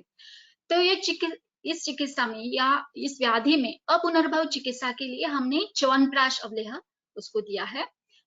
खदीरा रिष्ट चालू रखने को बोला है। अवगाह तो करना ही होगा, क्योंकि 1-2 दिन के लिए अगर हमने थोड़ा कम किया तो भी वो लक्षण थोड़े बढ़ते हुए दिख रहे हैं, तो थोड़े और 3-4 महीने तक ये करना पड़ेगा। और बाह्य स्नेहन भी बताया है, और उसको बोला है कि हर माह में एरंड स्नेह विरेचन लेना जरूरी है। जब हमने रक्तमोक्षण किया तो पेशेंट उसके राहत से इतनी खुश थी कि वो बार-बार मुझे फोन करके बोलती थी कि मैडम अब रक्तमोक्षण कब करना है, अब रक्तमोक्षण कब करना है। लेकिन हमें ये भी ध्यान रखना है कि पेशेंट की प्रकृति कैसी है और ये लक्षण कैसे है, या कि बार-बार रक्तमोक्षण या विरेचन देने से वात दोष बढ़ सकता है। तो वो हिसाब हमें रखना चाहिए, वो तरतम भाव दोषों का देखकर वो हमें डिसाइड करना है कि कब रक्तमोक्षण करना है, कब विरेचन देना है। उसके बाद इस व्याधि में कफ प्रधानता भी है, यानी वात के दोष के बाद कफ भी है, तो यहाँ पर वमन भी बहुत उपयोगी हो सकता था। लेकिन वमन के लिए हमें सिलेक्शन ऑफ पेशेंट बहुत जरूरी है। ये पेशेंट उसके लिए सही है या नहीं, ये पता चल पाना हमें बहुत मायने रखता है। क्योंकि इसमें मैं नहीं दे सकती थी, क्योंकि पेशेंट 59 एज था, ही ओबेस थी, और वो बहुत यानी IHD की पेशेंट थी, तो वो बिल्कुल ही वमन के लिए योग्य पेशेंट नहीं थी। तो इसके लिए मैंने विरेचन इसके लिए मैंने सही समझा। पथ्यापथ्य में पुराना चावल यानी पुराना धान, गेहूं, मसूर, मूंग, तक फल सब्जियां ज्यादातर के परवर यानी पटोल है, करेला है, यानी तिक्त रसात्मक द्रव्य यूज करना हमें उसको बताया है, और इस व्याधि में ये पथ्य है। अपथ्य में अति कटु, आम्ल, लवण युक्त पदार्थ, दधी, गुड़, गुरु भोजन, विदाही पदार्थ और मत्स्य आहार, इसको बंद करना हमने बताया। यह हम देख सकते हैं पेशेंट को, ये चित्र है, इस ये चिकित्सा पूर्व का चित्र है। यहाँ पे शाव रंग के धब्बे जैसा हमें दिख रहा है। यहाँ पे दारण है, ये थोड़ा क्लोजअप है, यहाँ पे दारण है, यहाँ पे दारण है, और ये बहुत ही पेनफुल था, स्केलिंग था। अगर वह कंडू करके वो निकालती तो यहाँ पे श्वेत कंडू पटलवार निकलता था। और ये चिकित्सा पश्चात हम देख रहे उस हाथ में सॉफ्टनेस दर्शन से ही देख रहा है, स्पर्शन से तो पता ही चलता था, लेकिन दर्शन परीक्षा से भी देख रहा है कि हाथ सॉफ्ट लग रहे हैं। ये पाव में भी कड़कपन है, दरारें दिख रही है, और इस दरारों से कभी कभी रक्तस्राव भी होता था। और ये धीरे धीरे ये स्किन चेंज होते हुए हमें देख रही है, दरारें बिल्कुल भर गई है, और ये नई स्किन इतनी सॉफ्ट और स्मूथ है, जैसे कि नवजात शिशु की जो स्किन रहती है बिल्कुल वैसा ही इसका स्पर्श था। अभी ये 8 दिन पहले बनाया हुआ प्रेजेंटेशन है, तो अभी जो कल मुझे पेशेंट मिली तो ये भाग भी ऐसा क्लियर हुआ है। तो इस व्याधि चिकित्सा का जो सफलता है, तो एक तो हमें जो सर ने कॉन्फिडेंस दी है, अनय जी सर ने, इस कॉन्फिडेंस के कारण, इस ज्ञान के कारण हम ये सफलता से चिकित्सा कर पाए। और दूसरा इस सफलता का श्रेय मैं अपने पेशेंट को देना चाहूंगी। जबकि हमारे शास्त्र में उत्तम रुग्ण का जो लक्षण बताया है वो है आढ्यो रोगी भिषगवशो ज्ञापका सत्ववानति। जो ये व्याधि के लिए खर्चा हो रहा था वो उठाने के लिए वो कैपेबल थी, वो आढ्य थी, उतनी आढ्य थी रोगी। भिषगवशो यानी जो भी मैं कहती थी ऐसा करो, ये अवघा करो, ये नहीं हुआ तो ये करो, तो वो भी पूरे मन लगा के अपने खुद को अच्छा होना है ये धारणा मन में रख के वो बहुत ही ओबीडियंटली कर रही थी। और ज्ञापक मतलब वो अपने को खुद को जो कोई तकलीफ हो वो बताने में सफल थी। और स्वत्ववानपि मतलब जो भी विरेचन कर्म है उसके लिए ये सब रक्तमोक्षण वगैरह नया था, ये इसके पहले उसने कब किया नहीं था, लेकिन फिर भी वो उसके लिए तैयार थी और उस चिकित्सा क्रम से भी हैप्पी थी। अब आप सबको मैं धन्यवाद देना चाहती हूँ। मैंने जब ये ग्रुप पे ये केस प्रेजेंट की तो सबने मुझे बहुत सराहा, प्रशंसा की, तो इसके लिए आपकी बहुत ही मैं धन्यवाद देना चाहूंगी। सर जी ने ये कॉन्फिडेंस हमें दिया और इस मंच पर अपने कैट ग्रुप के मंच पर मुझे ये अवसर दिया, इसलिए मैं उनके बहुत आभारी हूँ। विलोप सर आपके भी में ये चांस मुझे देने के लिए मैं बहुत आभारी हूँ। और ये जो चिकित्सा सफलता है इससे और इससे बढ़कर भी आपको इसमें सक्सेस मिले, इसके लिए मैं आपको बहुत बहुत शुभकामना देना चाहती हूँ। Very all the best, thank you very much. और सर वीडियो दिखा सकती हूँ? Hello, for that some technical need is there. Okay sir, okay, thank you sir. ठीक है। सो जो प्रेजेंटेशन है, वेरी नाइस प्रेजेंटेशन, और ये बहुत जो हम बोलते हैं कि सोरियासिस के केसेस रहते हैं, स्पेशली पाल्मोप्लांटो सोरियासिस के जो केसेस रहते हैं, that is very one of the difficult cases to treat. But मैं बोलता हूँ कि आयुर्वेद से वो बहुत इजी जाते हैं ट्रीट होने के लिए, बिकॉज थिंग इज दैट हम अपने सिद्धांत यूज करते हैं, हम अपनी चिकित्सा यूज करते हैं। हम जब चिकित्सा देते हैं तो हमें समझ में आता है yes we can give very nice results, और वो 100% तक लेके जा सकते हैं। उसमें अच्छा counselling, your best way of doing, आप जो अवस्था के हिसाब से ट्रीटमेंट देते हो, that is the important thing. Is that आज अभी के केस में हमें क्या दिखना है कि ये जो केस है वो मालवण की है, तो वहां पे तो मेडिकेशन अवेलेबिलिटी की बहुत प्रॉब्लम होती है, लेकिन जो भी मेडिसिन अवेलेबल है उसमें सही सिद्धांत लगा के अगर आप ट्रीटमेंट करो तो हमें रिजल्ट मिलते हैं। That is the thing.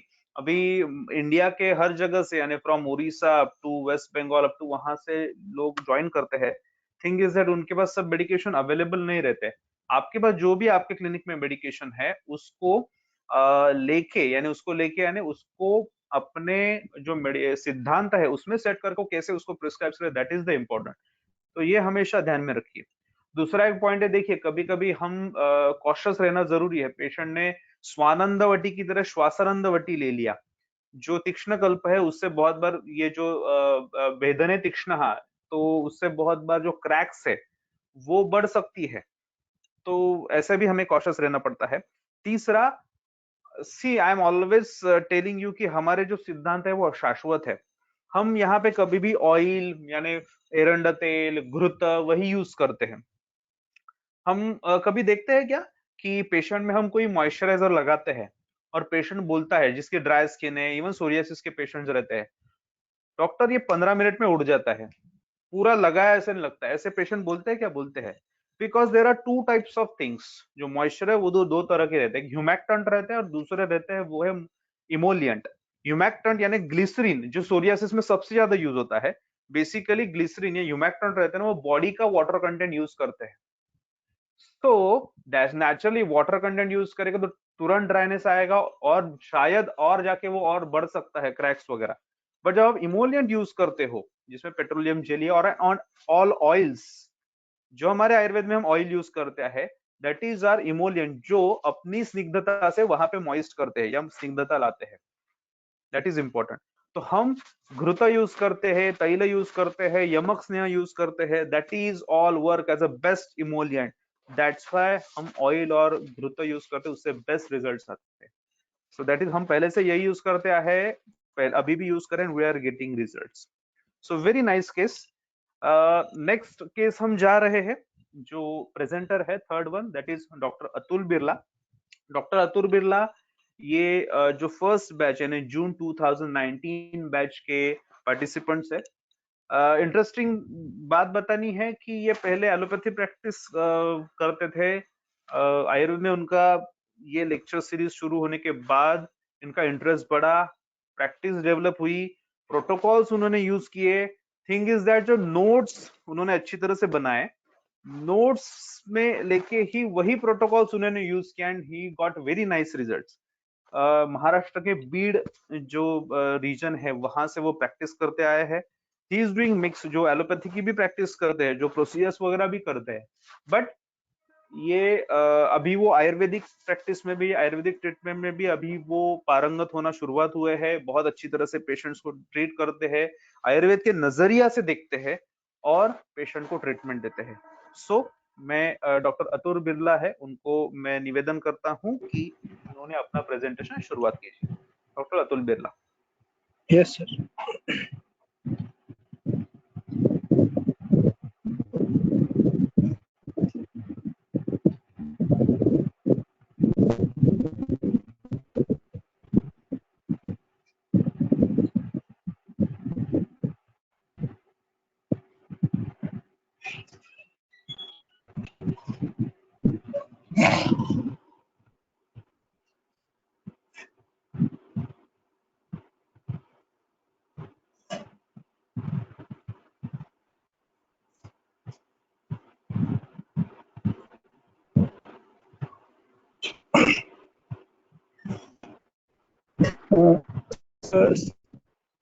Slide visible sir? Hello hello, slide तो अभी आपका तक स्क्रीन विजिबल दिख नहीं। रहा है, स्लाइड आपका स्क्रीन दिख रहा है। जी सर।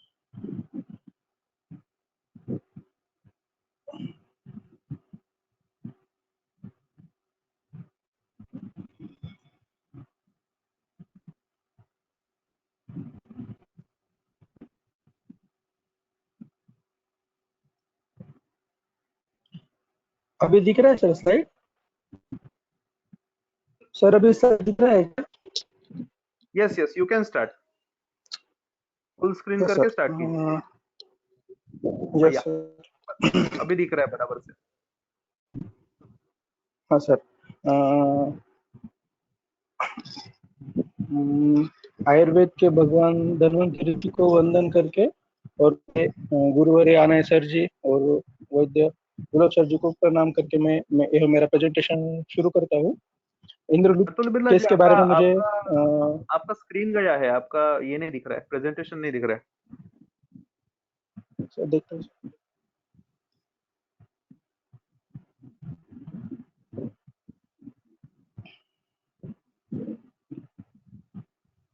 अभी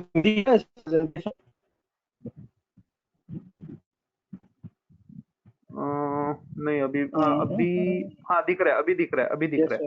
नहीं अभी गया फिर से। लेकिन मुझे ठीक है सर, एक मिनट। अभी दिख रहा है सर?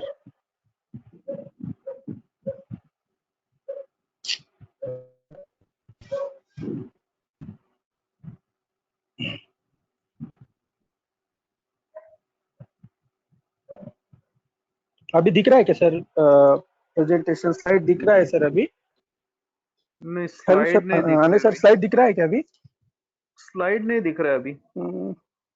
अतुल जी, आपको अगर स्क्रीन पे अगर आपकी इसमें दिखाई दे रही है, तो स्क्रीन क्यों नहीं दिखाई दे रही? मैं स्क्रीन ऑन कर रहा हूँ, लेकिन जब बैक जाके स्लाइड प्रेजेंटेशन कर रहा हूँ तो स्क्रीन खुद ऑफ हो रही है सर। नो स्क्रीन और कैमरा शो रहा है। एक मिनट।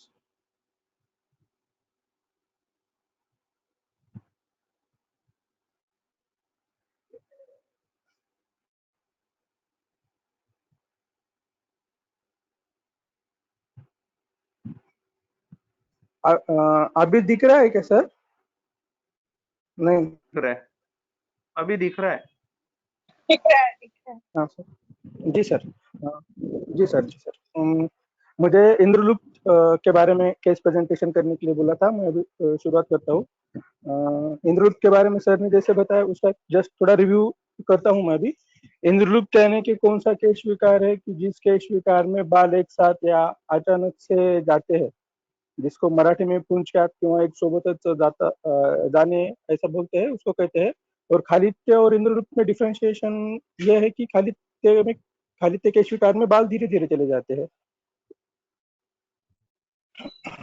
तो इंद्रलुप्त में जो एक साथ बाल जाते हैं वो बाल फिर से क्यों नहीं आते, या फिर उस इंद्रलुप्त व्याधि की किस प्रकार से चिकित्सा करनी चाहिए, यह इंद्रलुप्त के संप्राप्ति में ही क्लियर होता है, जो संप्राप्ति अनय सर ने अपने को पढ़ाई है। बाल जाने का कारण जो है वात या पित्त दोष की दृष्टि रहती है, और जहां बाल गए हैं उन रोमकूपों में कफ और रक्त का अवरोध हो जाता है, जिसकी वजह से बाल फिर से नहीं आते हैं। तो इंद्रलुप्त के प्रकार ये थोड़ा मैं कामत सर का जो काय चिकित्सा पेपर 3 का बुक था, जो काय फाइनल ईयर में अपन पढ़ते थे, उसमें से देखा था कि उसमें इंद्रलुप्त के उन्होंने जो प्रकार बताए हुए हैं, 5 प्रकार बताए हुए। जैसे कि मॉडर्न में अगर अपन एलोपेशिया देखें तो एलोपेशिया के सर ने अपने को जो प्रकार बताए थे, ओकोसिस, रेटिकुलर पैचेस, रिवर्स ओकोसिस, उसी हिसाब से ये कुछ प्रकार है बताए हुए। और इंद्रलुप्त की जो चिकित्सा है, ग्रंथोक्त चिकित्सा बताई हुई है। तो ग्रंथोक्त चिकित्सा में अगर हम देखें तो हर ग्रंथकारों ने, जैसे कि सुश्रुत जी है, अष्टांग हृदय, और नीचे का रेफरेंस मेरा कट हो चुका है, वो भेषज रत्नावली में से है, कि हर बार हर एक चिकित्सा सूत्र या ग्रंथकार ने बोला है प्रच्छयित्वा अवगाढ़म, यानी कि इंद्रलुप्त शिरा मूर्ध्वी, हर ठिकान पे एक तो शिरावेदन करना है और प्रच्छन्न कर्म करना है। ये मुझे लगता है कि हर एक ग्रंथकारों ने बोला है, तो उस हिसाब से उसमें प्रच्छन्न कर्म का थोड़ा ज्यादा ही महत्व ग्रंथकारों ने दिया है। अभी इंद्रलुप्त में जो कल्प है, जैसे सर ने जैसे अपने को पढ़ाया था, उस वही कल्प सर ने केश विकार बोल के अपना लेक्चर सीरीज लिया था, और उसी सर ने कॉमन केश विकार में कल्प बोले थे अपने को कि कल्प कौन से यूज करना चाहिए, और हर एक कल्प के सामने कौन सी डिसीज में यूज करना चाहिए वो कल्प भी बोले थे, जैसे कि गंधक रसायन, आरोग्यवर्धनी, लघु मालिनी वसंत, मधु मालिनी वसंत, कृमिकोटार रस और सूक्ष्म त्रिफला, ये सर ने मेन कल्प अपने को केश विकार में यूज करने के लिए बोले थे। उसमें से सिर्फ जहां जहां पे इंद्रलुप्त सर ने बोला है, वही इंद्रलुप्त के लिए मैंने केश विकार में से कल्प लेके वही पेशेंट को यूज किए हैं। एक सर के नोट्स बनाया हुआ फॉर्मेट था, वही फॉर्मेट यहाँ पे मैंने डिस्प्ले किया है। तो पहली जो मेरे इंद्रलुप्त की केस थी, वो इंद्रलुप्त की केस 20 ईयर मेल पेशेंट था, और उसकी जो वही कंप्लेन थी कि सिर के विशिष्ट क्षेत्र के बाल का अचानक से पतन, और 2 माह से वो बोल रहा था। स्थानिक परीक्षण में मृदु स्पर्श था और लक्षणत्व, जिसको अपन चिकनाहटपन बोलते हैं या फिर नवनीत जैसा जो फीलिंग रहता है वहां पे लगाने से, तो उस लक्षणत्व को मैंने 2+ किया है इस केस में। अगली केस में बोलूंगा मैं कि ये यहाँ पे 2+ क्यों है। और पूर्व वैधि में उसका अविशेष वैधि इतिहास था। रुग्ण हेतु जो है, ग्रामीण भाग में, हमारे तरफ ग्रामीण भाग में कैसा है, दुग्ध को पूर्ण आहार माना जाता है, और बहुत से जो फार्मर्स दूध का सेवन करते हैं। दूध का सेवन वैसे तो पूर्ण आहार है, लेकिन आजकल सब जो बातें हैं, यानी कि जो वेटरनरी मेडिसिन का प्रचुर मात्रा में उपयोग, और उसके साथ साथ में ये लोगों में कॉमन बात ऐसी देखी जाती है कि दुग्ध आहार के साथ में जो रोटी है, रोटी में लवण तो अति लवण मिक्स रहता है। कोई लोग लवण मिक्स नहीं करते, लेकिन जो सब्जी बनाई जाती है, सब्जी भी दूध और रोटी के साथ में जैसे आप बोलते हैं उसको लेके खाते हैं, तो उस हिसाब से ये थोड़ा कॉमन हेतु है हमारी एरिया में। और उसका मांसाहार भी था वीकली 3 से 4 बार, और वैधि नीति थी इंद्रलुप्त। इसमें स्थिर लिखा है, सर ने जैसे बोला था अपने को कि रेटिकुलर पैच नाम का एक टाइप है मॉडर्न के हिसाब से, उसमें बाल तो स्लो जाते हैं लेकिन पेशेंट को बर्निंग सेंसेशन है रहता है, और वो पित्तज अवस्था है, उसमें अपने को जो उष्ण तीक्ष्ण स्थानिक चिकित्सा है वो नहीं करनी चाहिए। उस हिसाब से इसको स्थिर लिखा था मैंने। तो चिकित्सा का वही कॉमन प्रोटोकॉल है जो सर ने बताया है, सब टैबलेट्स लघु मालिनी वसन 250 मिलीग्राम का, आरोग्यवर्धिनी रस 350 मिलीग्राम का दिया था मैंने। और ये दोनों खाना खाने के पहले टैबलेट्स। जैसे कि मैं ग्रामीण भाग में प्रैक्टिस करता हूँ तो पेशेंट को रसायन काल, खाना खाने के पहले 1-1.5 घंटा या फिर खाना खाने के बाद में, खाने के बीच में, ये सब थोड़ा पॉसिबल नहीं होता। और सब वर्कर लोग रहते हैं तो उनका डिमांड यही रहता है कि सर दोनों चॉइस सर 2 ही बार टैबलेट हम खा सकते हैं, बीच में हम टैबलेट कैरी नहीं कर सकते हैं। तो उस हिसाब से जनरली मैं चूर्ण भी नहीं देता हूँ प्रैक्टिस में। जैसे एलोपैथी के प्रैक्टिस करते हैं वैसे टैबलेट फॉर्म अगर है तो टैबलेट फॉर्म देता हूँ, और अगर पेशेंट जैसे जैसे कन्विंस होता है तो फिर काढ़ा वगैरह दे देता हूँ उसको। तो उसी हिसाब से फिर लघु मालिनी वसन और आरोग्यवर्धिनी दोनों उसको खाने के पहले खाने के लिए बोला था, गर्म पानी के साथ में। और गंधक रसायन और कृमिकुटार रस 250 मिलीग्राम का 2-2 टैबलेट खाने के बाद में बोला था, अनुपान कोष में। ये टैबलेट का पूरा जो है 45 टू 50 डेज कॉमन वही ट्रीटमेंट रखा मैंने, उसमें कुछ ज्यादा बदल नहीं किया।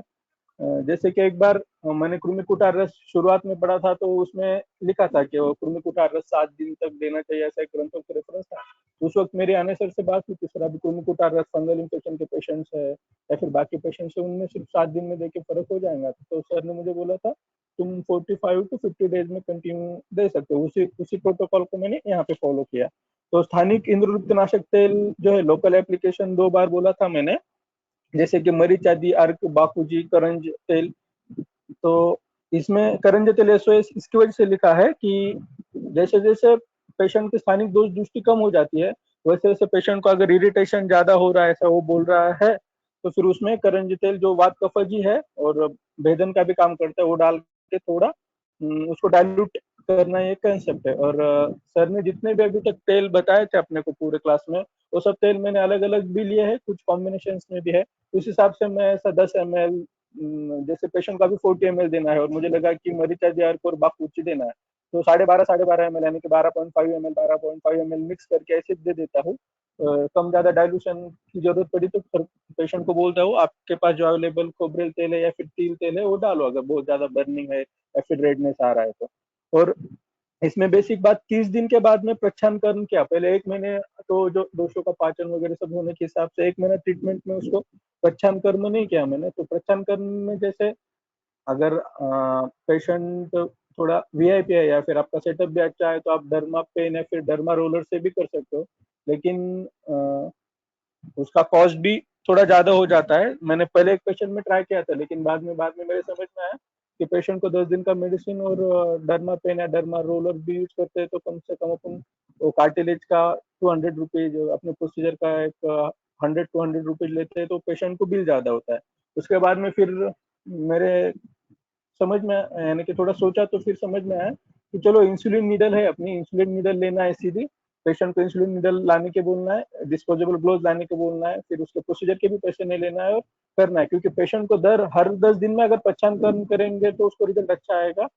और अगर उसको अपन कॉस्ट ऑफ थेरेपी बढ़ जाएंगी तो फॉलोअप नहीं देंगे। तो जैसे कि 2-3 पेशेंट थोड़े ब्रेक हो गए तो मेरे समझ में आ गया कि डर्मा रोलर और डर्मा पेन भी अपन ग्रामीण भाग में ज्यादा सक्सेसफुली यूज नहीं कर सकते। तो फिर उस हिसाब से मैंने बाद में पेशेंट को सिर्फ इंसुलिन नीडल और डिस्पोजेबल ग्लोव्स लाने के लिए बोला बाहर से और उनका प्रच्छानकरण किया। जैसे कि अभी ये जो पेशेंट है उसका फोटो बताऊंगा आगे मैं। तो 45 डेज देने के बाद में जैसे कि आरोग्यवर्धी ने बोला है कि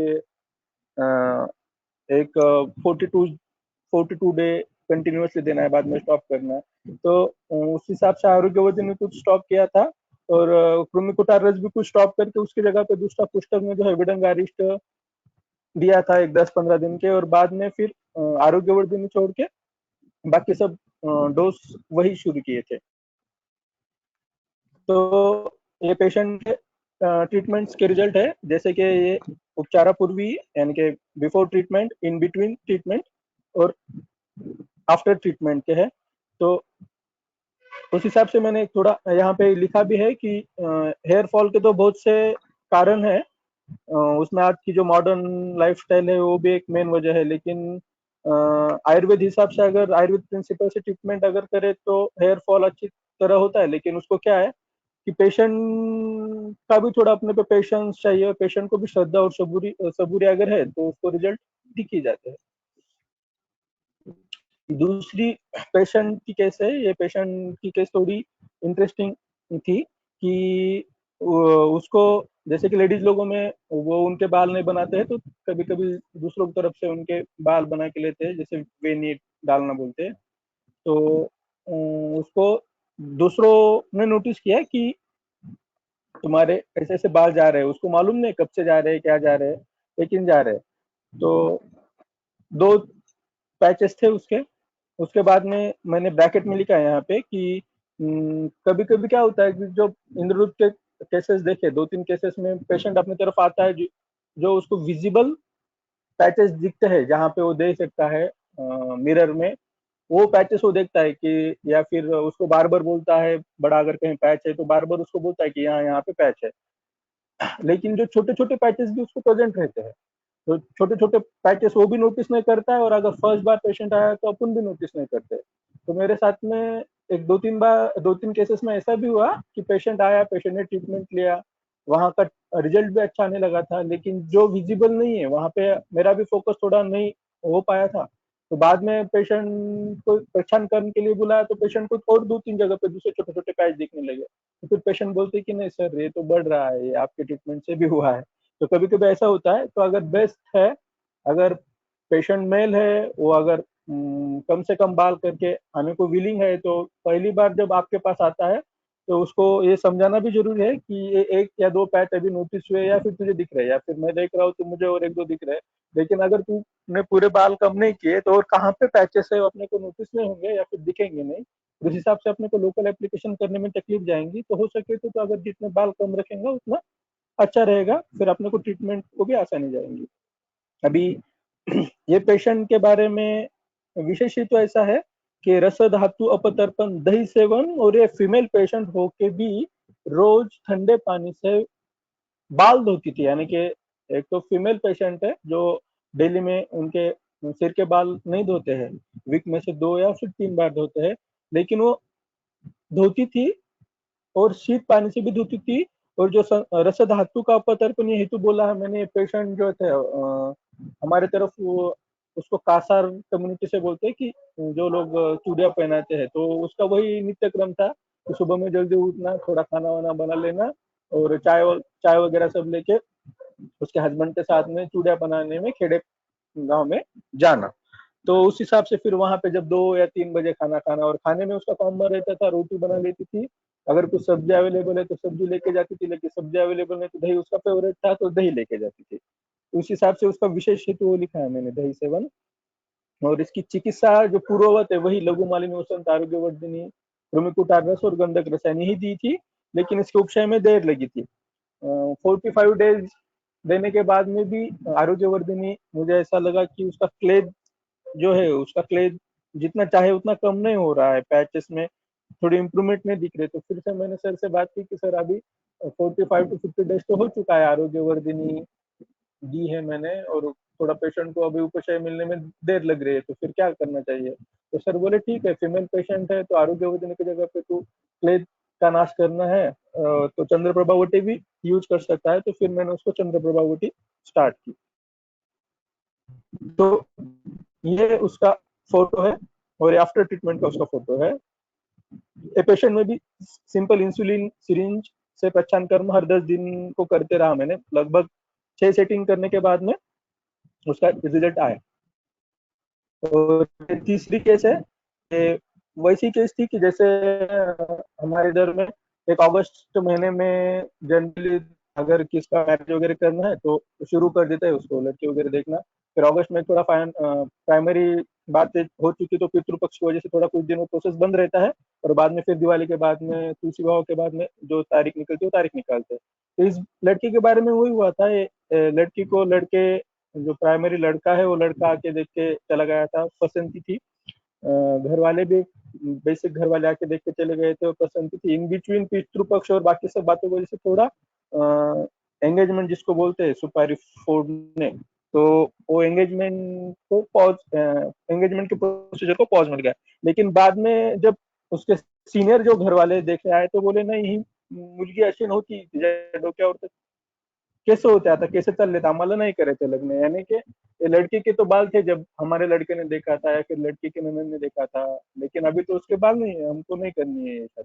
तो वही पेशेंट के पिताजी थोड़े परेशान होकर मेरे पास आए, लेकिन यहाँ पे अगर पिक्चर में देखा जाए तो उसका अवरोध ज्यादा नहीं था, यानी कि स्थानिक कफदृष्टि ज्यादा नहीं थी, तो मैं भी थोड़ा कॉन्फिडेंट था पहले की केसेस की वजह से। मैं उनको बोला आप डरो मत, 1 या 1.5 महीने में उसका पूरा अच्छी तरह से पैच क्लियर हो जाएगा।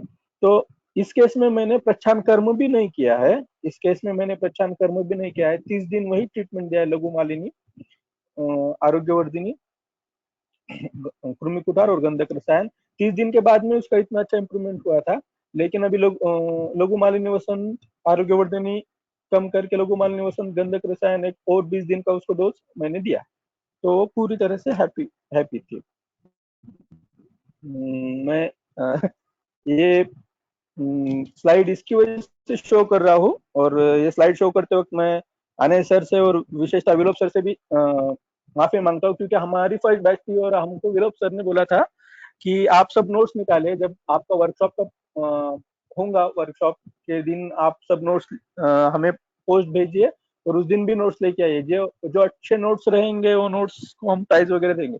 लेकिन उस वक्त मैंने वो नोट्स मेरे शेयर नहीं किए या फिर बताए नहीं, क्योंकि मुझे डर था कि ये मेरे नोट्स ही नहीं थे, क्योंकि मैंने हर एक लेक्चर जो फोटोग्राफ्स है जो सर ने आपको हम लोगों को लेक्चर में बताए है, ये फोटोग्राफ्स भी उसमें कॉपी किए, क्योंकि अगर डर्मेटोलॉजिकल केसेस है और उसको समझना है तो उसकी इमेज या फिर उसका फोटोग्राफ होना जरूरी है। तो सर का उस वक्त मैंने हर एक लेक्चर कम से कम 8 से 10 बार सुना होगा, पहले 2-3 बार लेक्चर सुनना, फिर रफ नोट्स बनाना, फिर कौन सा फोटो कहाँ पे चिपकाना है देखने के लिए फिर से लेक्चर सुनना, प्रोसेस में करते रहा था, क्योंकि इतनी पढ़ाई शायद मैंने बीएमएस पे भी नहीं की होंगी और एमडी में भी नहीं की होंगी। तो उस हिसाब से फिर नोट्स मैंने बनाए, लगभग 3 पूरे रजिस्टर्स और आधा एक रजिस्टर और से फिर से हो गया, और ये नोट्स मेरे इतने काम आते हैं कभी कभी अभी भी, अगर मुझे भी कौन सा डिसीज अभी कंफ्यूज होता है या फिर लाइन ऑफ ट्रीटमेंट में काम आती है तो मैं पेशेंट को बताता हूँ, असं दिसतं का, यानी क्या ऐसा दिखता है क्या, हे अगोदर असं होतं का, ये देखते देखते मैं सर ने क्या बोला है वो सब टैबलेट भी लिख के ले लेता हूँ। तो एक बेसिक बात है उसमें से। मुझे कुछ प्रेजेंटेशन देने की आदत नहीं है, लेकिन सर का फोर्स, सर की प्रेरणा, विलोप सर का मार्गदर्शन, इसकी वजह से मैंने प्रेजेंटेशन दिया है। प्रेजेंटेशन में अगर कुछ गलती हुई होंगी तो सिर्फ मेरी है, आप सब लोगों ने पेशेंस से सुना है, तो मैं आप सबका दिल से शुक्रिया करता हूँ। Thank you sir. Very nice Hello. Presentation. Hello, हाँ, very nice presentation. Yes, first sir. Of all Yes, एक अच्छी बात बतानी है कि ये नोट्स के बारे में, और 3-3.5 बुक्स नोट्स रहना, it is one of the big thing. जो भी नोट्स बनाए हैं, जैसे भी नोट्स बनाए हैं, बहुत अच्छे बनाए हैं, और वो अपने पास रखिए, बिकॉज जो आप देखते हैं कि कभी भी पेशेंट आता है उससे आप मैच करते हैं, उससे it is called reverse engineering. And practice में, किसी भी डॉक्टर के प्रैक्टिस में reverse engineering is a common one, यानी कभी देखा नहीं रहता, कुछ नहीं रहता, हमें कंफर्म करने के लिए हम बहुत जन गूगल का सहारा लेते हैं, कुछ जन बुक्स का सहारा लेते हैं, बुक्स नोट्स ऐसे सहारा लेंगे, तो that is one of the important thing is that यहाँ पे आपको हमने केस देखी एलोपेशिया एरियाटिक की, वो चीज ठीक भी होती है, प्रच्छान कर्म करते हैं, वहां पे हम जयपाल लगाते हैं, उससे हमें रिजल्ट्स आते हैं। क्या रहता है, अभी जो हमने केस देखी वो बीड एरिया के, वहां पे ग्रामीण रीजन है, वहां पे ना जब तक आप वो जो स्किन डिसीज है, वहां पे जनरली कॉस्मेटिक पर्पज से बहुत लोग आते नहीं है, लेकिन अगर उस कॉस्मेटिक के वजह से या कॉस्मेटिक पर्पज या जो भी थिंग के वजह से, और उसके ब्यूटी रिलेटेड कुछ प्रॉब्लम रहेगा, और उसके वजह से शादी जैसी चीजें ना होना या कुछ अदर प्रॉब्लम होना, ऐसे होते ना, तो पेशेंट्स आते हैं। बाकी आप बहुत बार ऐसा देखें, एक्जिमा वगैरह के लिए पैर में नहीं आते, सो प्रायोरिटाइज भी रहते हैं। ऐसे पेशेंट्स में अगर आप कॉन्फिडेंटली आयुर्वेदिक यूज किए, पेशेंट को आप कन्विंस करो ऐसा करेंगे कि ट्रीट कैसे होगा, क्या होगा, अगर आप ऐसा करोगे तो हमें बहुत अच्छी रिजल्ट्स इसमें आते हैं। इंद्रलुप्त ऐसी केस है, इंद्रलुप्त ऐसी केसेस रहती है जिसमें हमें ट्रीट करते समय ध्यान में रखना है कि रेटिकुलर पैटर्न कौन सा है। रेटिकुलर पैटर्न में डायरेक्टली हमें किसी चीज का अटैक नहीं करना है, हम प्रच्छान या विद्धकर्म कर सकते हैं, लेकिन जयपाल जैसे तीक्ष्ण द्रव्य का हम अटैक नहीं कर सकते। एक बार हेयर फॉल स्टेबलाइज हो जाए उसके बाद में हम वो कर सकते हैं। तो यही सर सिद्धांत है और यही उसके अभी हम रिजल्ट देख रहे हैं। हाँ बोलिए। सर 1 मिनट बोलना चाहता हूँ, मैं एक बात भूल गया था। तो यहाँ पे बोलिए मेरे ना। पास 2-3 ही ऑप्शन थे कि जयपाल लेप, जैसे सर ने अपने को बोला था जयपाल लेप का यूज करना, लेकिन मेरा कॉन्फिडेंस नहीं था कि जयपाल का लेप अगर पेशेंट को यूज करूँ और अगर उसको फफोले आते हैं तो थोड़ा बैड पब्लिसिटी भी होने का मुझे डर था कि सर तुमने क्या किया सर, ये बहुत अच्छा था, अभी तो वहां पे फोड़ आए। दूसरी बात है, गुंजा बीज का नींबू के साथ में घर्षण करके लगाना, ये भी अपने ग्रंथोक्त है, कोई कोई वैद्य वो भी करते हैं।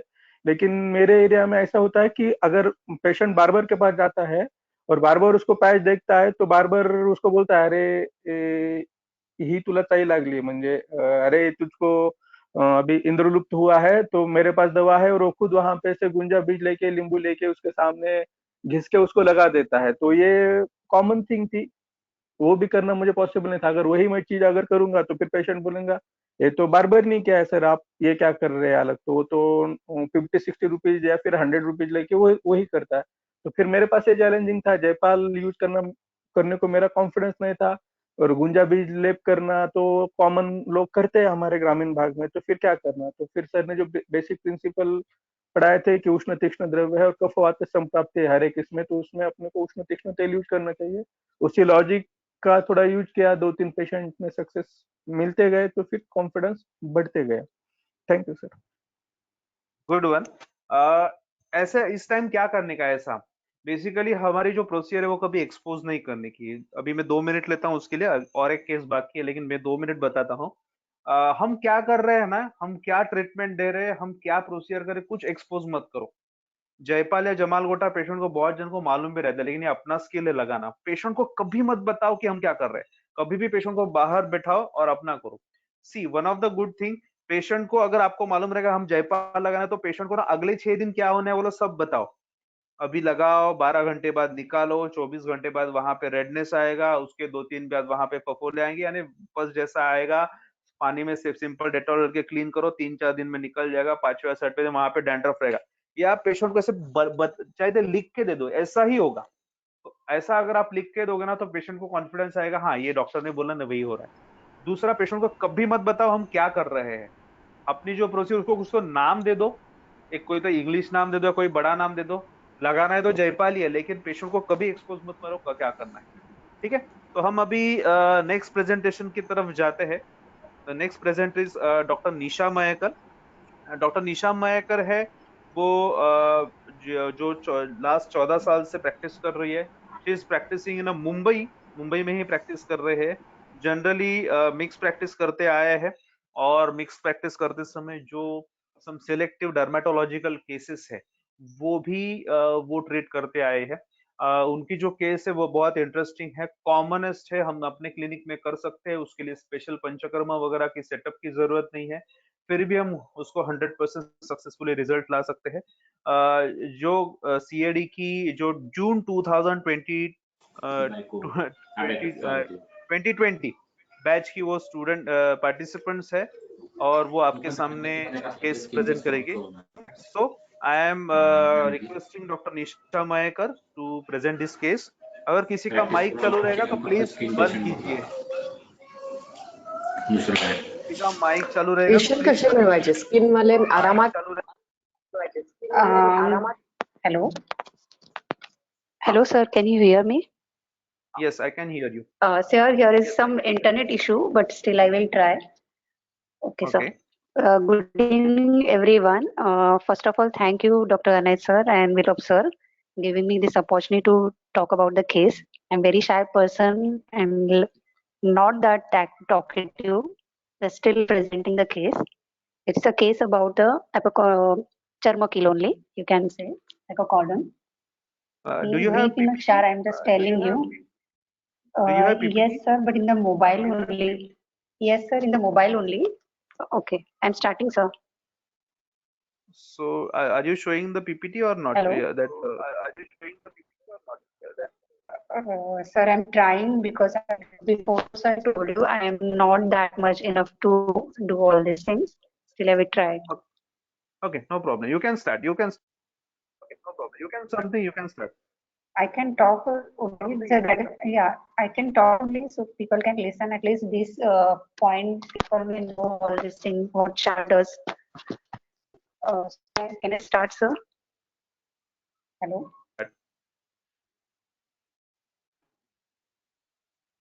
Yeah. You can start.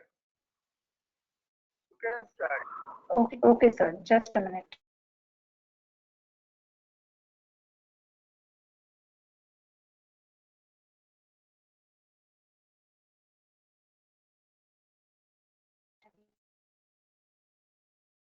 Only.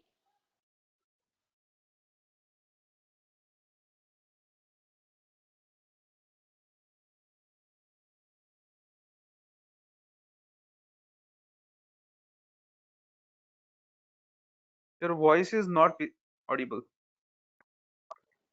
Yeah, sir, there is some internet problem.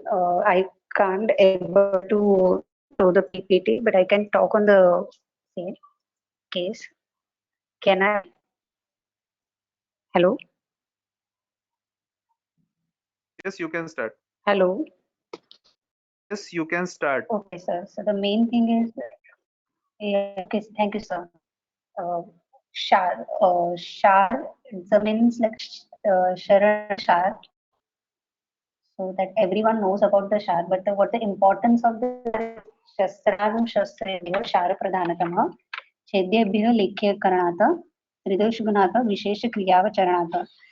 यह सूत्र स्थान अध्याय 11 में तीसरा सूत्र बताया गया है, जिसके अनुसार शस्त्रों तथा अणुशस्त्रों से अधिक प्रधान माना गया है शस्त्र, क्योंकि यह छेदन, भेदन और लेखन इन शस्त्र कर्मों को करने के अनेक औषधियों द्वारा बनाया होने से त्रिदोषमक होता है तथा विशेष क्रियाओं में इसका उपयोग किया जाता है, इसलिए यह श्रेष्ठ माना जाता है।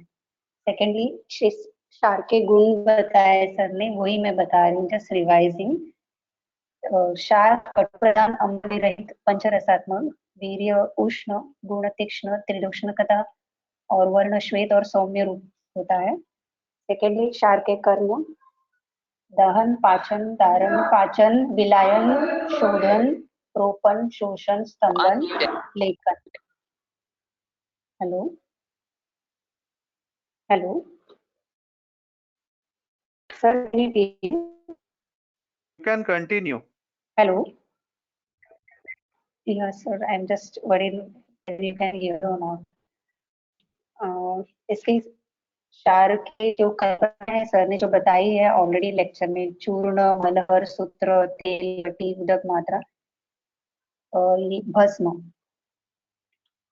अभी जो केस में आपको बताने जा रही हूँ वो चर्मकील के बारे में है, जिसकी संप्राप्ति यह है कि व्यानस्तु कुपितः श्लेष्माणं परिगृह्य बहिः स्थिराणि कीलवद् अर्शांसि निवर्तयति तानि चर्मकील अन्य अर्शांसि च आचक्षेते। दैट मीन्स कुपित व्यान वायु कफ के साथ संयुक्त होकर त्वचा के बाह्य प्रदेश तथा कील के समान अर्श को उत्पन्न करता है, उसे चर्मकील कहते हैं।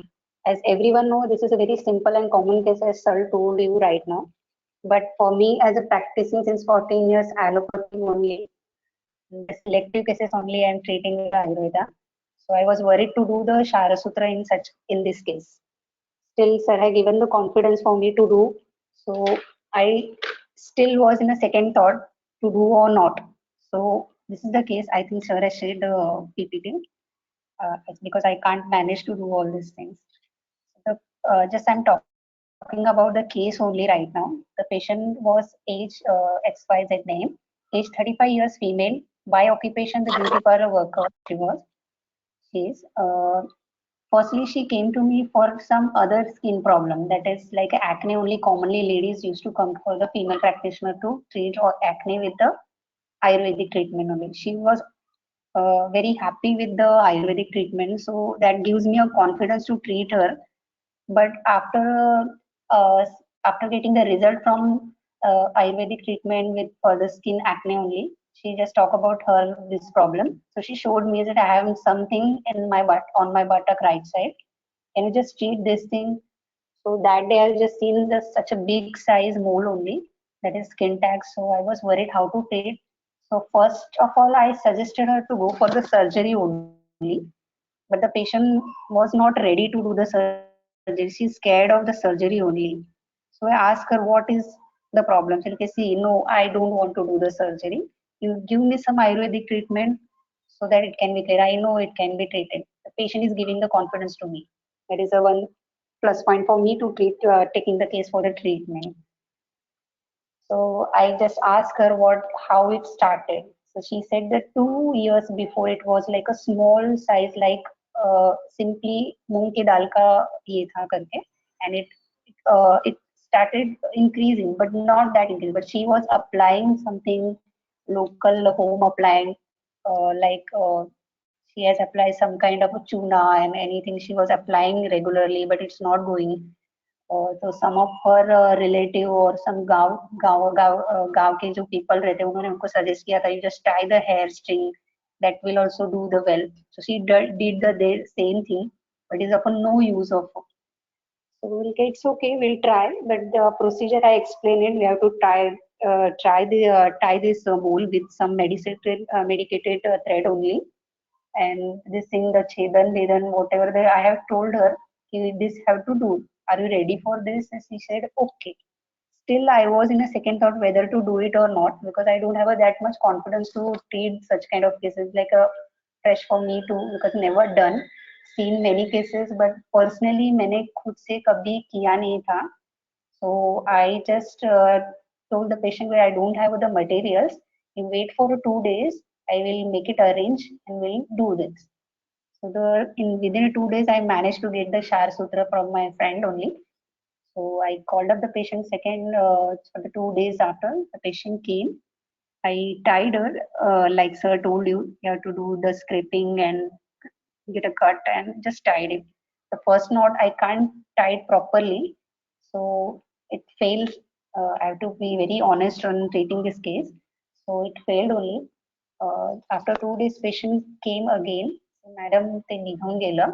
We get it's okay. We'll try again. So we tried again very tightly, as I desperately want to treat this case. So let's hope for the best. And after 7 days, I got a call from the patient. She told me that it is gone only. It's little bit paining on at that side. So it's okay. You come to the clinic. We'll see. So she said, I'm very happy. Just you tell me what to do next. So given some dressing and she was happy. Besides the treatment, I given her for the oral medication like Arogyavardhini and Kaishor Gugul. That's it. Nothing else was given. And Sushma Tripada also as well, or because she was on a treatment for the simply acne only. So this enough case, sir. I can't talk much on this. Hello, sir. Hello. Yes, very nice Yes. thing. Yeah.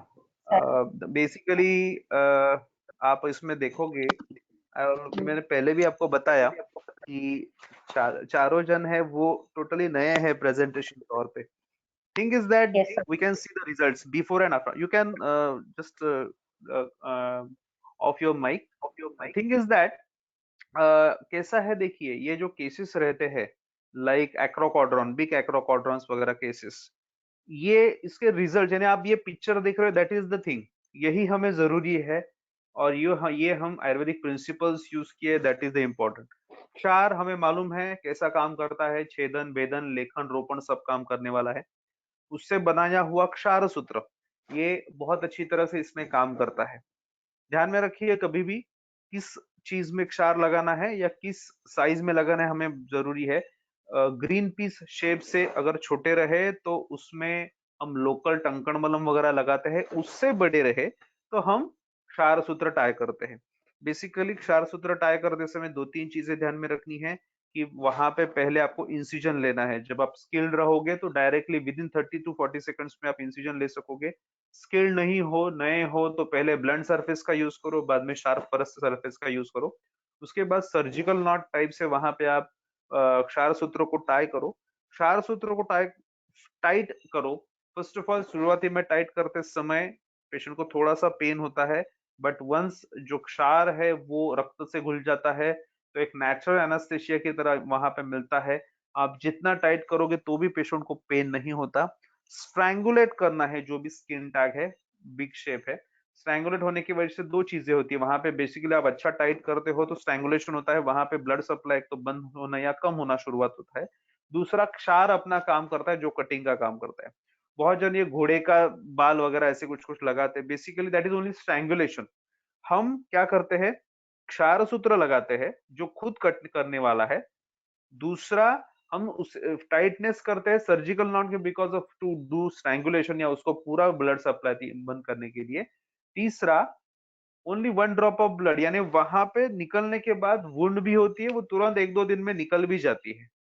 That is सूत्र। ये हमारा एक जो बोलते हैं ना medicated या doctor का काम है। और हम इसमें बहुत शॉर्ट ड्यूरेशन में बड़े बड़े जो स्किन टैग्स है वो आराम से ट्रीट कर सकते हैं। कभी कभी हमें 2-3 बार भी लगाना पड़ता है, लेकिन उतना वो उसका बेस भी बढ़ेगा, बेस भी बड़ा रहता है। थिंग इज दैट ऐसा है कि कुछ चीजों के लिए आप पेशेंट की 2-3 चीजें करते हो। एक तो पेन पेशेंट को नहीं होता, दूसरा आप 100% रिजल्ट देते हो। बहुत बार मॉडर्न मेडिकेशन बहुत बार सर्जिकली कुछ बोलती है, उसमें कॉस्टिंग भी बहुत अच्छी तरह से पेशेंट का आप कट करते हो, तो दैट इज इम्पोर्टेंट। तो क्षार अपने चिकित्सा में बहुत इंपॉर्टेंट रोल निभाती है। तो हमने आज यहाँ पे 4 केसेस देखे। One is Darier's disease, second is palmoplantar psoriasis, third one is alopecia areata and fourth one is acrochordon. और उसमें हमने जो डॉक्टर्स थे उन्होंने उसमें अच्छी तरह से लगन लगा के वहां पे अपने जो सिद्धांत है, इट्स नॉट ये मैंने सिखाया है बट वो सिद्धांत आयुर्वेदा की है, वो सिद्धांत परफेक्टली अप्लाई किए एंड दे गॉट 100% रिजल्ट। सो ये जो रिजल्ट्स है वो जो हमारे तमाम डॉक्टर ग्रुप्स के 6 ग्रुप है जो भी अभी नया जिनका क्लासेस खत्म हुए हैं, उन्होंने भी अपने क्लिनिक में जो पेशेंट्स आते हैं उसको देखना है, उसको एसेस करना है, पेशेंट के हिसाब से मेडिसिन को डिसाइड करना है, इस हिसाब से आपका प्रिस्क्रिप्शन बनाना है। प्रोबेबली रिजल्ट कैसे करता है उसका आपको एक खुद ही आपके यहाँ पे लिख के रखना है। हर एक केस को अच्छी तरह से लिख के रखो शुरुआती में, तो आपको जजमेंट आता है। और ऐसे करते करते हम डर्मेटोलॉजी में सक्सेस पाते जाएंगे। It's slow procedure. कल पेशेंट आया तुरंत ठीक होगा नहीं होगा, आपको स्लो प्रोसीजर है। एक बार आपको कॉन्फिडेंस आ गया ना तो आप तो आराम से कर सकते हैं। So that is all for tonight. और जो लास्ट का जो ये है जो निवेदन है वो डॉक्टर विलोप सर करेंगे। All up to you doctor Vilop sir.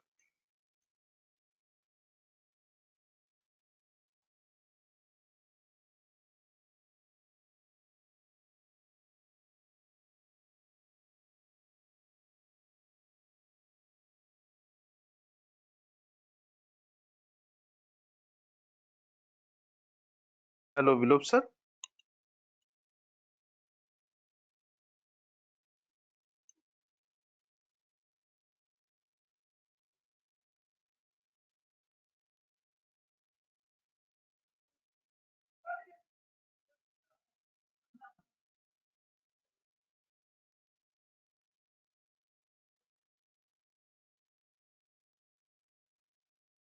शायद विलोप सर का कुछ कांटेक्ट चला गया है।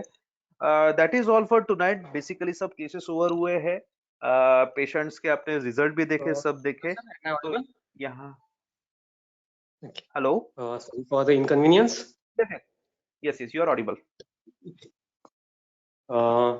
Thank you very much Anay sir, thank you very much every participants for a wonderful and in detail presentation. हमारे शास्त्र में कहा गया है दृष्ट कर्मा, कृत कर्मा और अभ्यस्त कर्म। कोई भी चीज अगर हम जब भी सीखते हैं तो थ्योरी ही होगी शुरुआत में, लेकिन हम कभी कोई हमारे दूसरे वैद्य के पास जाके उसे देखेंगे, उसे खुद वहां पे करके देखेंगे और हमारे पेशेंट में हम जब उसे अप्लाई करेंगे तब जाके ही हम अच्छे वैद्य भी बन सकते हैं और तभी हमारा अध्ययन कंप्लीट हुआ ऐसे हम कह सकते हैं। तो इसीलिए आप सभी पार्टिसिपेंट्स का मैं इंस्टीट्यूट की तरफ से अभिनंदन करना चाहूंगा, क्योंकि जो चीज जिस सर्टिफिकेट कोर्स में सिखाई गई थी उसी का प्रैक्टिकल एप्लीकेशन करके जो हमारा उद्देश्य था कि वैद्यों के मन में एक स्पेशलाइज्ड प्रैक्टिशनर के एक कॉन्फिडेंस डेवलप करे, वो ध्येय तक हम आगे अग्रसर हो रहे हैं, ऐसा हमें इससे पता चलता है। तो आप सबका पुनः एक बार अभिनंदन। जितने भी अभी यहाँ पे मोर देन 110 पार्टिसिपेंट्स हैं, मैं उन सभी से रिक्वेस्ट करूंगा, आप भी आपकी जो भी केसेस है वो केसेस डॉक्यूमेंट करके रखिए। कभी भी कोई ना कोई चीज हम पहली बार करते ही है, तो ये हमारा एक प्रकार से इंटरनल ग्रुप होता है। ये सब हमारे पार्टिसिपेंट्स, हम सब एक ही परिवार अगर हम कह सकते हैं, एक CAD परिवार है। अगर कहीं इसमें कुछ प्रेजेंटेशन में 19-20 होता है तो अनय सर होते हैं, वो हम सबको उसमें गाइड करेंगे। तो आप बेझिझक आपका प्रेजेंटेशन कीजिए। इसमें आपको कोई टेक्निकल हेल्प लगती है तो मैं अनय सर आपको जरूर उसमें मदद करेंगे। तो मैं आशा करता हूं कि नेक्स्ट मंथ के प्रेजेंटेशन के लिए आप में से बहुत सारे लोग जरूर हमारे तरफ पास एनरोल करेंगे। अनय सर का धन्यवाद, ये बहुत ही छोटा शब्द है, उनकी कृतज्ञता में ही हम रहना सभी लोग पसंद करेंगे। तो सब पार्टिसिपेंट्स की तरफ से मैं अनय सर का पुनः एक बार धन्यवाद कहता हूं उन्हें। और आज का ये हमारा प्रेजेंटेशन हम यहीं पर समाप्त करते हैं। धन्यवाद। धन्यवाद। Good night everyone. Good night sir. Thank you, sir.